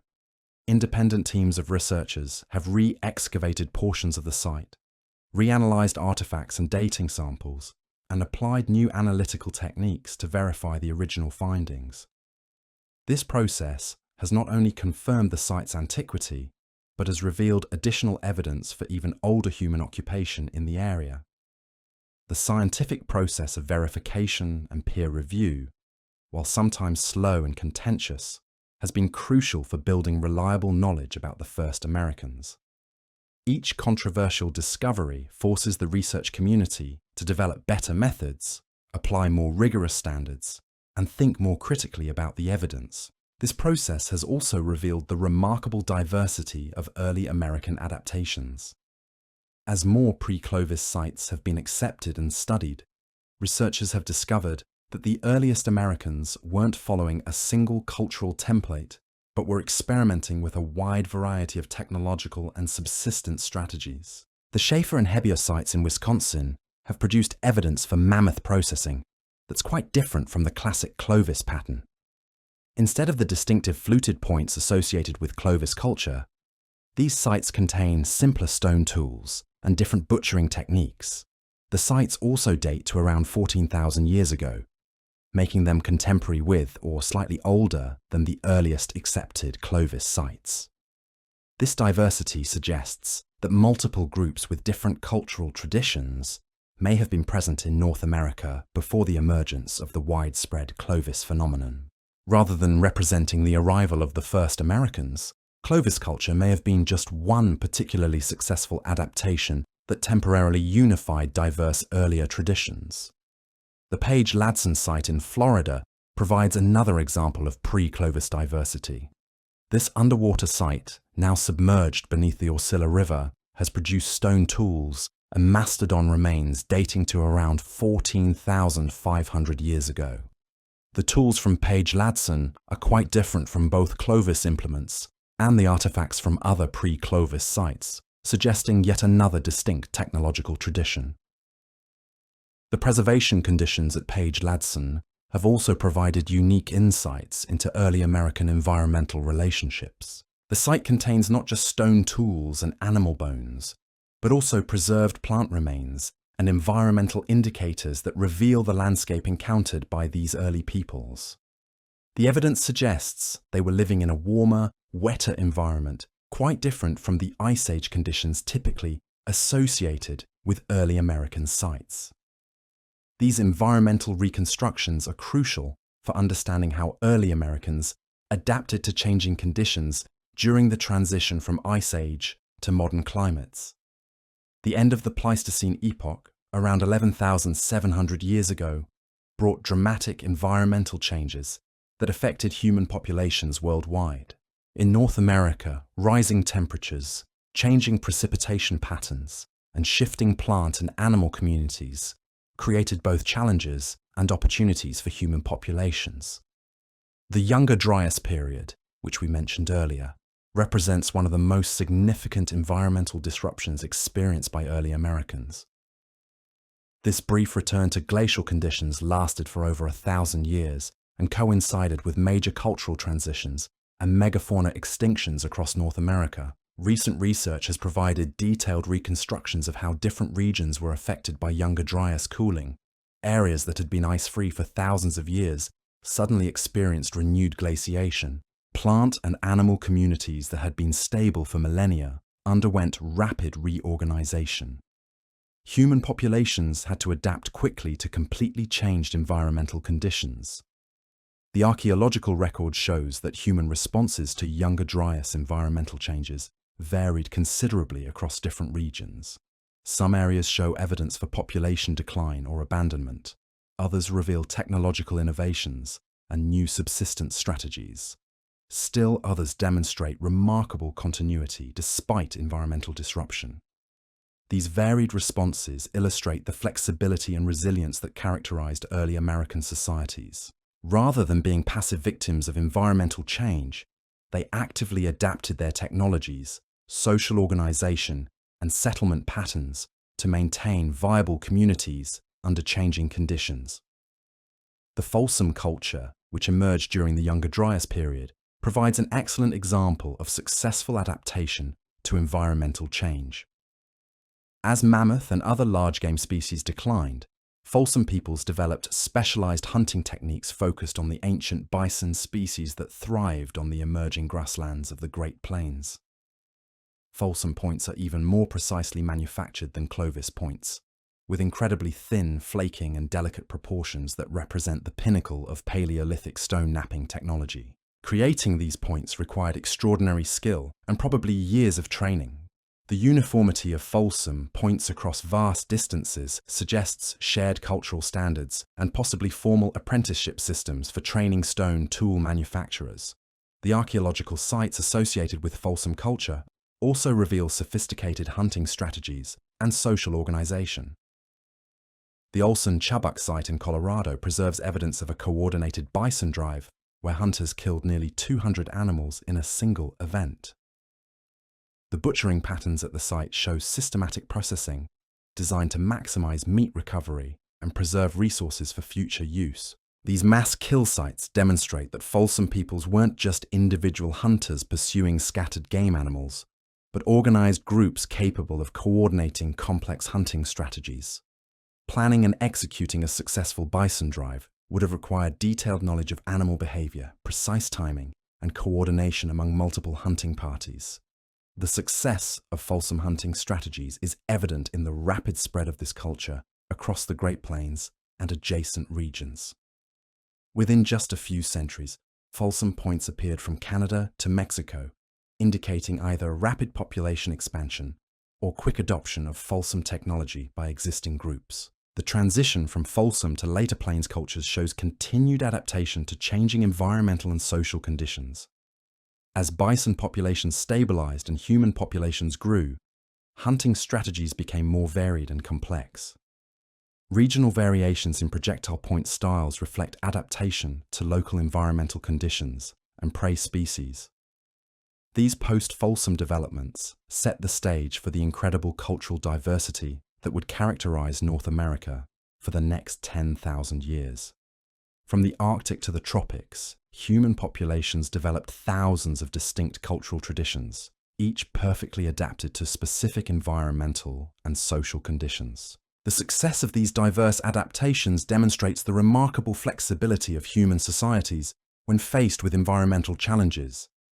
Early Americans didn't just survive Ice Age conditions and dramatic climate changes. They thrived and created some of the most sophisticated and sustainable societies in human history. Their achievements in agriculture alone transformed global civilization.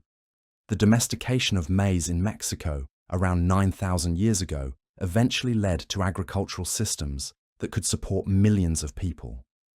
The development of potato cultivation in the Andes created food security at altitudes where no other crops could survive. The management of wild rice in the Great Lakes region supported complex societies without requiring full agricultural development. These agricultural innovations weren't simple adoptions of old-world farming techniques. They represented completely independent discoveries of the principles of plant domestication, selective breeding, and agricultural intensification. In many cases, American agricultural systems were more productive and sustainable than their old-world counterparts. The Three Sisters agricultural system developed in eastern North America, which combined corn, beans, and squash in complementary plantings, created sustainable food production that maintained soil fertility for centuries. This system was so effective that it was eventually adopted by European colonists and continues to influence organic farming practices today. Similar innovations in South America led to agricultural systems that supported some of the largest urban centers in the pre-Columbian world. The raised field systems of the Bolivian Amazon could produce food surpluses that supported complex societies in environments that modern agriculture finds challenging to exploit sustainably. These agricultural achievements built directly on the environmental knowledge and management skills developed by the earliest Americans. The same careful observation of natural cycles, experimentation with resource management, and sophisticated understanding of ecological relationships that allowed the first Americans to colonize new continents eventually led to agricultural innovations that fed millions. The intellectual traditions established by early Americans also contributed to achievements in mathematics, astronomy, and engineering that rivaled those of any contemporary civilization. The Maya development of the concept of zero and sophisticated positional notation systems represented mathematical insights that weren't achieved in Europe until centuries later. Andean societies developed decimal counting systems and sophisticated methods for recording numerical information using knotted strings called quipu. Recent analysis of these quipu has revealed that they contained far more information than previously realized, including historical records, census data, and possibly even literary works. The astronomical knowledge developed by American civilizations was equally impressive. Maya astronomers could predict eclipses with remarkable accuracy and developed calendrical systems more precise than those used in Europe at the time. Andean societies created astronomical observation systems that tracked celestial events with extraordinary precision. These intellectual achievements weren't isolated developments, but built on knowledge traditions that extended back to the earliest Americans. The same curiosity about natural patterns and systematic observation skills that allowed early Americans to navigate across continents eventually led to sophisticated scientific and mathematical traditions. The artistic and architectural achievements of later American civilizations also built on aesthetic traditions established by the earliest Americans. The geometric patterns found in early American rock art reappear in the textiles, ceramics, and architecture of later cultures. The monumental earthworks built by early Americans established traditions of landscape architecture that culminated in sites like Machu Picchu and Chichen Itza. Even the social and political innovations of later American societies can be traced back to organizational principles developed by early Americans. The complex confederations and alliance systems that characterized many North American societies built on the long-distance social networks established by the earliest Americans. The Haudenosaunee Confederacy, which united 6 nations across a vast territory in what is now the northeastern United States, represented a sophisticated form of democratic governance that influenced the development of modern democratic institutions. The principles of consensus decision-making, checks and balances, and federation that characterized this system had roots in much earlier American political traditions. These political innovations demonstrate that early Americans weren't just successful at adapting to environmental challenges, but also at creating social institutions that could maintain cooperation and resolve conflicts across large territories and diverse populations. The legacy of these early American achievements extends far beyond the archaeological record. The genetic heritage of the first Americans lives on in hundreds of millions of people throughout the Americas. The agricultural innovations they developed continue to feed much of the world's population. Their intellectual and artistic traditions continue to influence contemporary culture and scientific understanding. Perhaps most importantly, their example demonstrates the remarkable potential of human societies when faced with unprecedented challenges. The first Americans didn't just survive in new environments, they created entirely new ways of being human that expanded the possibilities for all subsequent societies. Their story reminds us that human migration and cultural development are ongoing processes rather than historical curiosities. The same creativity, adaptability, and resilience that allowed early Americans to colonize new continents continue to drive human achievement today. As we face contemporary challenges, including climate change, resource depletion, and social inequality, the example of the first Americans provides both inspiration and practical guidance. Their success in creating sustainable relationships with diverse environments offers models for developing more resilient, modern societies. Their achievements in maintaining cooperation across vast distances and diverse populations provide examples of how human societies can work together to address global challenges.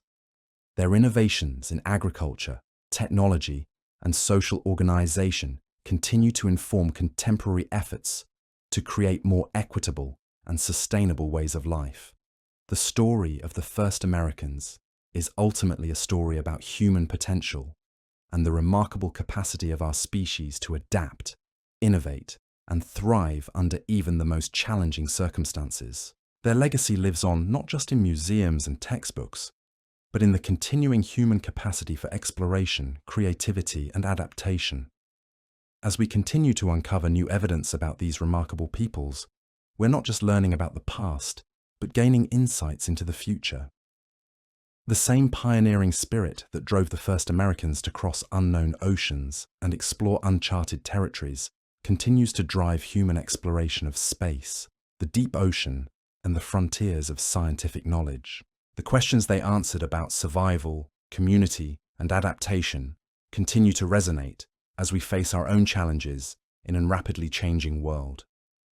Their story reminds us that the boundaries of what's possible are limited only by our imagination, determination, and willingness to work together toward common goals. The first Americans weren't just the founders of civilizations in the New World. They were pioneers of human possibility, whose achievements continue to inspire and guide us today. Their story is our story, a reminder of where we came from and what we can achieve when we face the unknown, with courage, creativity, and hope.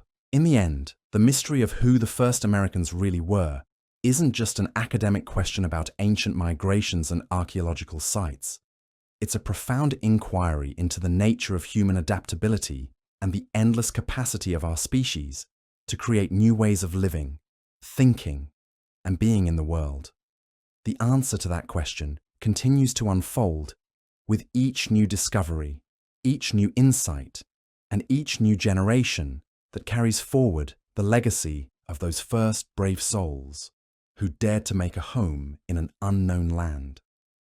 A home in an unknown land.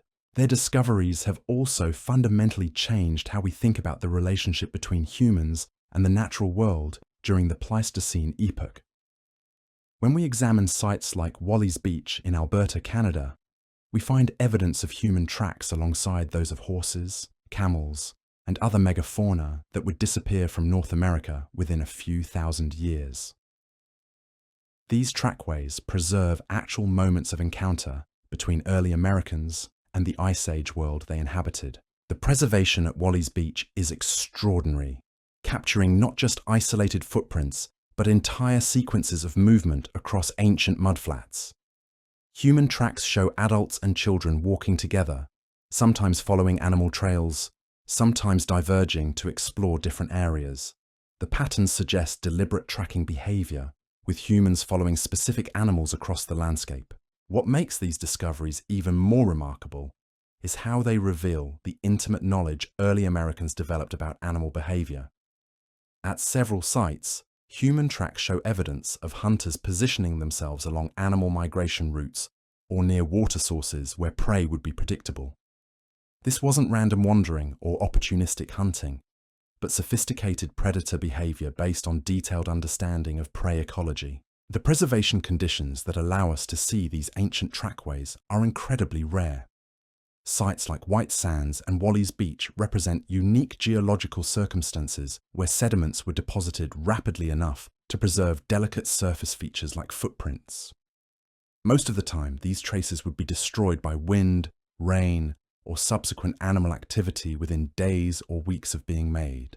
This rarity means that for every preserved trackway site we've discovered, thousands of similar interactions between early Americans and Ice Age animals have been lost to time. The sites we can study represent just tiny glimpses into what must have been constant encounters between humans and megafauna across Ice Age North America. Recent analysis of these trackway sites has also revealed unexpected details about early American group composition and social behavior. Footprint measurements from White Sands suggest that many of the individuals making these tracks were adolescents and young adults rather than mature adults. This pattern might indicate that younger, more mobile members of groups were responsible for long-distance travel and resource reconnaissance. The presence of children's tracks alongside adult prints also tells us something important about early American mobility patterns. These weren't seasonal migrations undertaken only by hunting parties of adult males, but movements that included entire family groups. children as young as toddlers were making journeys across landscapes that we can barely imagine navigating today. Some of the most intriguing trackways show evidence of playful behavior rather than purely utilitarian activities. At White Sands, researchers have identified what appear to be children's tracks following and mimicking adult footprints, suggesting that learning and play were integrated into daily activities even during long-distance travel. These behavioral insights complement evidence from early American archaeological sites that reveal sophisticated approaches to child rearing and education.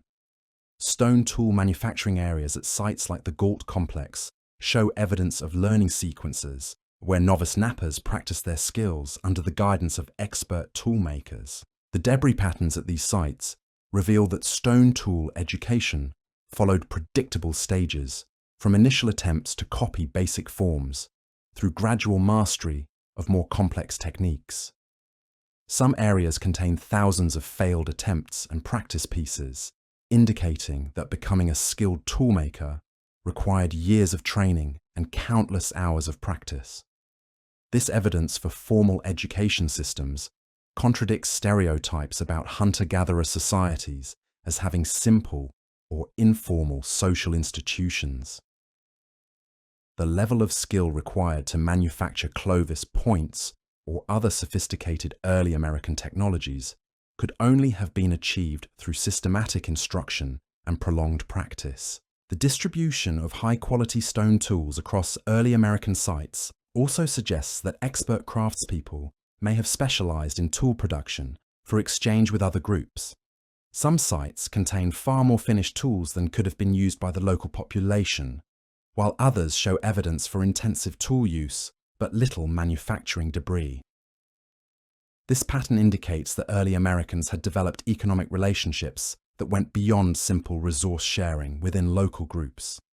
Specialized production and long-distance exchange required social institutions for negotiating relationships, maintaining quality standards, and resolving disputes across cultural and linguistic boundaries. The evidence for early American exchange networks becomes even more impressive when we consider the distances involved. Yellowstone obsidian has been found at sites over 1,500 miles from its source. Gulf Coast marine shells appear at sites in the Great Lakes region. Pacific Coast materials show up at sites deep in the continental interior. Moving these materials across such vast distances would have required sophisticated logistical planning and coordination between multiple groups. Someone had to organize the collection of raw materials, coordinate their transport across dangerous terrain, and manage their distribution to final users. Recent isotopic analysis of early American skeletal remains has revealed that some individuals traveled enormous distances during their lifetimes.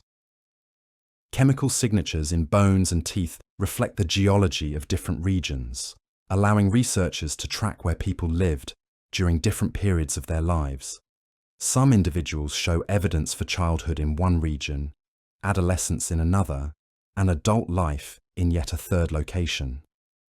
These mobility patterns suggest that long-distance movement was a regular part of early American life rather than rare or exceptional events. The reasons for this high mobility aren't entirely clear, but they probably included resource optimization, social networking, and mate selection. Groups that could maintain connections across large territories would have had advantages in terms of access to information, resources, and genetic diversity. Marriage exchanges between distant groups appear to have been particularly important for maintaining these long-distance relationships. Genetic evidence suggests that early American populations maintained relatively high levels of gene flow despite being scattered across enormous territories.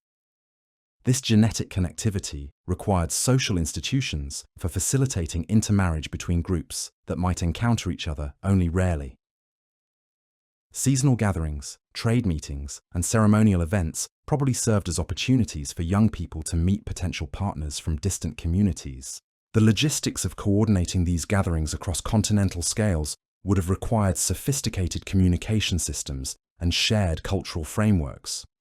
Groups separated by hundreds of miles would have needed common ways of signaling meeting times and locations, as well as shared protocols for negotiating relationships and resolving conflicts. Archaeological evidence suggests that these gatherings were major social and economic events that brought together hundreds or thousands of people from across vast regions.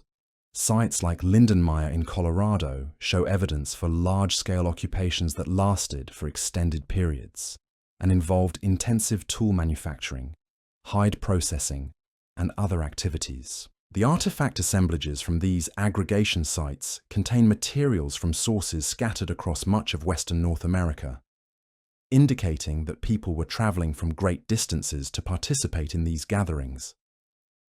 The diversity of tool styles and manufacturing techniques also suggests that different cultural traditions were coming together and sharing knowledge.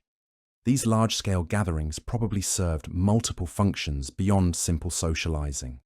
They would have been opportunities for sharing information about resource conditions, environmental changes, and territorial boundaries across enormous areas. Groups could coordinate seasonal movements to avoid conflicts and optimize resource access. The cultural innovations that emerged from these interactions helped drive the rapid spread of new technologies and ideas across early American populations.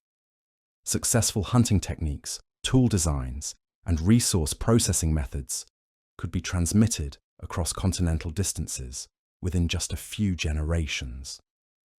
This rapid information transmission may explain some of the puzzling uniformities we see in early American material culture. The consistency of Clovis point styles across vast distances probably reflects shared knowledge networks rather than migration of unified populations. Similar patterns appear in later early American cultures as well. Folsom points show remarkable consistency across the Great Plains, despite being manufactured by groups separated by hundreds of miles. This uniformity could only have been maintained through regular contact and information exchange between distant communities. The breakdown of these continent-spanning networks at the end of the Pleistocene epoch marked a major transition in early American cultural development. As environmental conditions changed and populations grew, the logistics of maintaining relationships across such vast distances became increasingly difficult. Regional cultural traditions began to emerge as groups focused more on adapting to local environmental conditions and less on maintaining long-distance connections. This regionalization led to the incredible cultural diversity that would characterize the Americas for the next 10,000 years. However, the legacy of these early American exchange networks continued to influence later cultural developments. The social institutions and communication systems developed during the Pleistocene epoch provided foundations for the complex political and economic relationships that characterized later American civilizations. The success of early American societies in maintaining cooperation across continental scales offers important lessons for contemporary global challenges. Their achievements demonstrate that human societies can develop effective institutions for coordinating activities and sharing resources across enormous distances and diverse environments. Understanding how early Americans accomplished this coordination without centralized political authorities or advanced communication technologies provides insights that may be relevant for addressing modern challenges like climate change, resource management, and international cooperation. Their example reminds us that human societies have always been capable of remarkable achievements when faced with unprecedented challenges. The same creativity and adaptability that allowed early Americans to thrive in Ice Age environments continues to drive human innovation and problem-solving today. As we continue to uncover new evidence about these remarkable peoples, we're not just learning about ancient history, but gaining insights into human potential and the possibilities for creating more cooperative and sustainable societies. Their story continues to unfold with each new discovery, each new technique, and each new perspective that researchers bring to understanding our shared human heritage. The first Americans weren't just survivors or even successful colonizers. They were innovators who created entirely new ways of organizing human societies and relating to the natural world. Their achievements laid foundations that continue to influence human civilization today, reminding us that the boundaries of what's possible are limited only by our imagination and willingness to work together toward common goals. Their legacy lives on not just in the archaeological record, but in the continuing human capacity for exploration, adaptation, and innovation.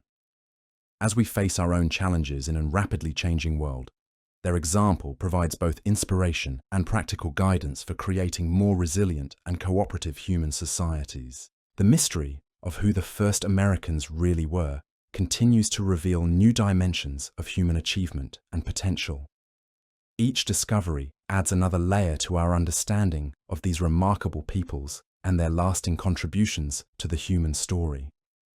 Their journey from unknown origins to continental colonization represents one of the greatest adventures in human history, and their legacy continues to shape our world today. The story becomes even more fascinating when we examine how these early Americans developed their remarkable tool technologies. Recent microscopic analysis of stone implements from the Topper site in South Carolina has revealed manufacturing techniques that required extraordinary precision and planning. These weren't crude attempts at making cutting tools, but sophisticated engineering solutions that maximized efficiency while conserving precious raw materials. The process of creating a single Clovis point involved dozens of precise strikes, each one carefully calculated to remove exactly the right amount of stone from exactly the right location. One mistake could ruin hours of work and waste valuable raw material. The fact that these tools were manufactured successfully across thousands of sites suggests that early Americans had developed standardized training methods for passing on this critical knowledge. But here's where it gets really interesting from a technological perspective. Analysis of tool wear patterns has revealed that many Clovis points were used for far more than just hunting large game. Microscopic traces of plant fibers, wood, and hide processing indicate that these versatile implements served multiple functions in daily life. Some points show evidence of being hafted and rehafted multiple times, suggesting that early Americans were constantly adapting their tools for different tasks. A single point might serve as a spear tip during hunting season, then be remounted as a knife for hide processing, and later converted into a scraping tool for woodworking. This versatility was crucial for mobile populations who couldn't afford to carry specialized tools for every possible task. The organic components of these tool systems have rarely survived in the archaeological record, but experimental archaeology has provided insights into how complex these implements really were.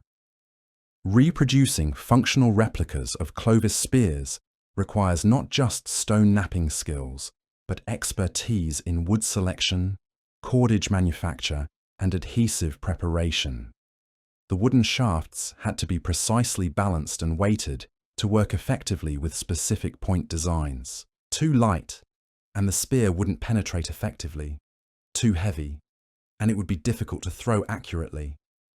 Finding the right wood species, seasoning it properly, and shaping it to exact specifications required deep understanding of material properties and manufacturing techniques. The binding systems used to attach points to shafts were equally sophisticated. Sinew wrapping had to be applied with just the right tension to hold securely without splitting the shaft. Resin adhesives had to be heated to precise temperatures and applied under specific conditions to achieve maximum strength. Creating these composite tools required coordination between specialists with different areas of expertise. One person might excel at stone knapping, another at shaft preparation, and a third at binding and finishing. This specialization implies social systems for organizing production and sharing knowledge across skill domains. The maintenance of these tool systems also required ongoing attention and expertise. Points became dulled through use and had to be resharpened regularly. Shafts could crack or warp and needed repair or replacement. Bindings loosened over time and required retightening or complete renewal. Archaeological sites often contain evidence for intensive tool maintenance activities. Resharpening flakes, broken shaft fragments, and worn binding materials indicate that early Americans spent considerable time and effort keeping their equipment in working condition. This investment in tool maintenance reflects the critical importance of these implements for survival. The regional variations in early American tool technologies also reveal sophisticated adaptation to local environmental conditions and resource availability. Arctic populations developed specialized ice hunting equipment that required different materials and manufacturing techniques than tools used in temperate or tropical environments. Desert peoples created water storage and processing technologies that had no equivalents in other regions. Coastal populations developed maritime tools and watercraft that were perfectly adapted to marine environments, but would have been useless inland. These regional specializations required centuries of experimentation and refinement. Yet despite this regional diversity, early American populations maintained technological connections across enormous distances. Innovation in one region often spread rapidly to others, suggesting communication networks that facilitated knowledge transfer across cultural and geographic boundaries. The speed of this technological diffusion is remarkable, considering the transportation limitations of the time. New hunting techniques, tool designs, or resource processing methods could appear at sites hundreds of miles apart within just a few decades. This rapid spread indicates that early Americans had developed effective systems for sharing information across their social networks. Recent analysis of technological sequences at different sites has revealed that innovations often underwent systematic modification as they spread from region to region. Local populations didn't simply copy new technologies exactly, but adapted them to local conditions and integrated them with existing tool traditions. This pattern of innovation and adaptation continued throughout early American prehistory. Each generation built upon the achievements of their predecessors while developing new solutions to emerging challenges. The cumulative result was a technological sophistication that rivaled that of contemporary societies anywhere in the world. The environmental knowledge that supported these technological achievements was equally impressive. Early Americans developed detailed understanding of seasonal cycles, weather patterns, and resource distributions across vast territories. This knowledge was encoded in oral traditions, ceremonial practices, and landscape markers that preserved critical information across generations. Archaeological evidence suggests that early Americans were actively managing landscapes to optimize resource production and accessibility. Controlled burning created favorable habitats for game animals and useful plants. Selective harvesting maintained the productivity of wild plant populations. Strategic placement of camps and processing sites maximized efficiency while minimizing environmental impact. These landscape management practices weren't random or opportunistic activities, but systematic approaches based on sophisticated understanding of ecological relationships. Early Americans understood how fire affected different plant communities, how animal populations responded to habitat modifications, and how human activities could be integrated into natural cycles without disrupting ecosystem stability. The scale of these management activities was enormous. Evidence for controlled burning has been found across much of North America, indicating that early Americans were modifying entire landscapes to suit their needs. These modifications were so extensive that they fundamentally shaped the ecosystems encountered by later European colonists. The success of these landscape management strategies is evident in the sustained productivity of resources that supported early American populations for thousands of years. Unlike many contemporary societies that depleted their resource bases through overexploitation, early Americans developed sustainable practices that maintained environmental productivity across millennia. This sustainability wasn't achieved through primitive low-impact technologies, but through sophisticated understanding of carrying capacity, resource regeneration rates, and ecological balance. Early Americans knew how many animals could be harvested from specific areas without depleting populations, how frequently plant resources could be collected without damaging their reproductive capacity, and how human activities could be timed to minimize disruption to natural cycles. The intellectual frameworks that supported these achievements were preserved and transmitted through complex educational systems that integrated practical skills with cultural knowledge. Young people learned not just how to hunt, gather, and manufacture tools, but also the ecological principles and cultural values that guided sustainable resource use. Archaeological evidence suggests that this education was highly structured and progressive, with learners advancing through defined stages of skill development and responsibility. Novice toolmakers practiced on inferior raw materials before being allowed to work with high-quality stone. Beginning hunters started with small game before being permitted to participate in large animal hunts. This systematic approach to education ensured that critical knowledge was transmitted accurately across generations while allowing for innovation and adaptation to changing conditions. The result was a cultural system that could maintain essential traditions while remaining flexible enough to respond to new challenges. The religious and ceremonial aspects of early American life were intimately connected to these practical activities. Hunting, tool-making, and resource collection weren't just economic necessities, but spiritual practices that connected people to the natural world and their cultural heritage. Archaeological sites often contain evidence for ritual activities associated with practical work. Special deposits of tools, carefully arranged animal bones, and ceremonial objects suggest that early Americans saw their daily activities as part of larger spiritual and cultural systems. These ceremonial practices probably served multiple functions beyond simple religious expression. They provided opportunities for transmitting cultural knowledge, reinforcing social relationships, and maintaining group identity across dispersed populations. Shared ceremonies and beliefs helped maintain cultural cohesion despite the challenges of mobile lifestyles and continental-scale territories. The artistic traditions that developed alongside these ceremonial practices reveal sophisticated aesthetic sensibilities and symbolic thinking. Early American art wasn't just decorative, but carried complex meanings related to spiritual beliefs, social relationships, and environmental knowledge. Rock art sites across the Americas preserve thousands of images that provide insights into how early Americans understood their world. Human figures, animals, and abstract designs suggest complex mythological systems and symbolic frameworks for organizing knowledge and experience. Some of these artistic traditions show remarkable continuity across thousands of years, indicating that early Americans developed stable cultural systems that could persist despite environmental changes and social disruptions. The same motifs and symbolic elements appear in rock art, portable objects, and architectural features across vast time periods and geographic distances.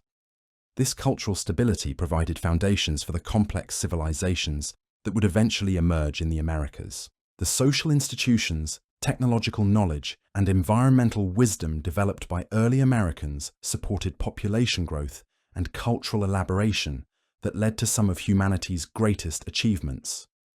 The urban centers of Mesoamerica, the agricultural terraces of the Andes, and the monumental earthworks of eastern North America all built upon foundations established by the earliest Americans.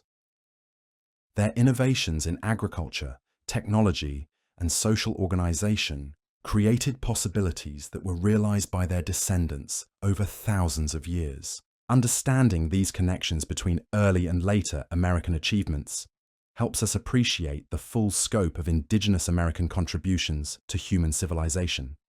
The first Americans weren't just successful colonizers, but the founders of cultural traditions that would influence global development for millennia. Their legacy continues today in ways that extend far beyond the obvious genetic and cultural connections to modern Native American populations. The agricultural innovations they developed continue to feed much of the world's population. Their environmental management techniques are being rediscovered by contemporary conservation scientists. Their social institutions provide models for democratic governance and sustainable development. Perhaps most importantly, their example demonstrates that human societies can develop sophisticated and sustainable relationships with the natural world without sacrificing technological advancement or cultural complexity. Their achievements offer hope and guidance for contemporary efforts to address environmental challenges while maintaining high standards of living. As we continue to study these remarkable peoples, New discoveries constantly add to our appreciation of their achievements and our understanding of human potential. Each new site, each new artifact, and each new analytical technique reveals additional dimensions of early American sophistication and innovation. The story of the first Americans is ultimately a story about human creativity and adaptability in the face of unprecedented challenges. Their success in colonizing new continents and creating sustainable societies provides inspiration for contemporary efforts to address global challenges and create more equitable and sustainable ways of life. Their legacy reminds us that the boundaries of human achievement are limited only by our imagination and willingness to work together toward common goals. The same pioneering spirit that drove the first Americans to explore unknown territories and develop innovative solutions continues to drive human progress today. The mystery of who the first Americans really were continues to unfold as new evidence emerges and new analytical techniques are developed. Each discovery adds another piece to the puzzle while revealing new questions and possibilities for future research. What remains constant is our growing appreciation for the remarkable achievements of these early pioneers and their lasting contributions to human civilization. Their story is our story, a testament to the incredible capacity of our species to adapt, innovate, and thrive under even the most challenging circumstances. The first Americans were indeed remarkable peoples whose legacy continues to shape our world in countless ways. Their journey from unknown origins to continental mastery represents one of humanity's greatest adventures, and their innovations continue to influence how we understand the possibilities for human achievement and sustainable living. Sustainable living. So here we are, at the end of an incredible journey through time, having followed the footsteps of some of the most remarkable people who ever lived. The first Americans weren't just hardy survivors trudging across frozen landscapes with primitive tools. They were innovators, explorers, and the architects of civilizations that would shape human history for thousands of years to come. What started as a simple question about when people first arrived in the Americas has revealed a story far more complex and fascinating than anyone could have imagined. From the controversial footprints at White Sands pushing back timelines by thousands of years, to the sophisticated coastal migrants following kelp highways along the Pacific Rim, to the technological marvels of Clovis culture spreading across 2 continents in the blink of an archaeological eye. These early Americans didn't just adapt to new environments, they transformed them. They developed sustainable relationships with landscapes no human had ever seen, created technologies that rivaled those of any contemporary civilization, and established social networks spanning continental distances. Their achievements in agriculture, astronomy, and environmental management continue to influence our world today. Perhaps most importantly, their story reminds us that human potential knows no boundaries when faced with the unknown. The same courage that drove them to cross treacherous oceans and explore uncharted territories continues to drive human achievement today. Their legacy lives on not just in the genes of their descendants or the artifacts in museums, but in the enduring human capacity for innovation, adaptation, and hope. The mystery of the first Americans may never be completely solved. New discoveries will continue to challenge our assumptions and reveal new chapters we never knew existed. But that's exactly what makes their story so compelling. It's a testament to human ingenuity that keeps evolving, keeps surprising us, and keeps reminding us of just how extraordinary our species can be when we dare to venture into the unknown. Thanks for joining me on this incredible journey through deep time. If this video changed how you think about American prehistory, go ahead and hit that like button and let me know in the comments what discovery surprised you the most. Until next time, keep exploring, keep questioning, and remember that the greatest adventures often begin with a single footprint in ancient sand.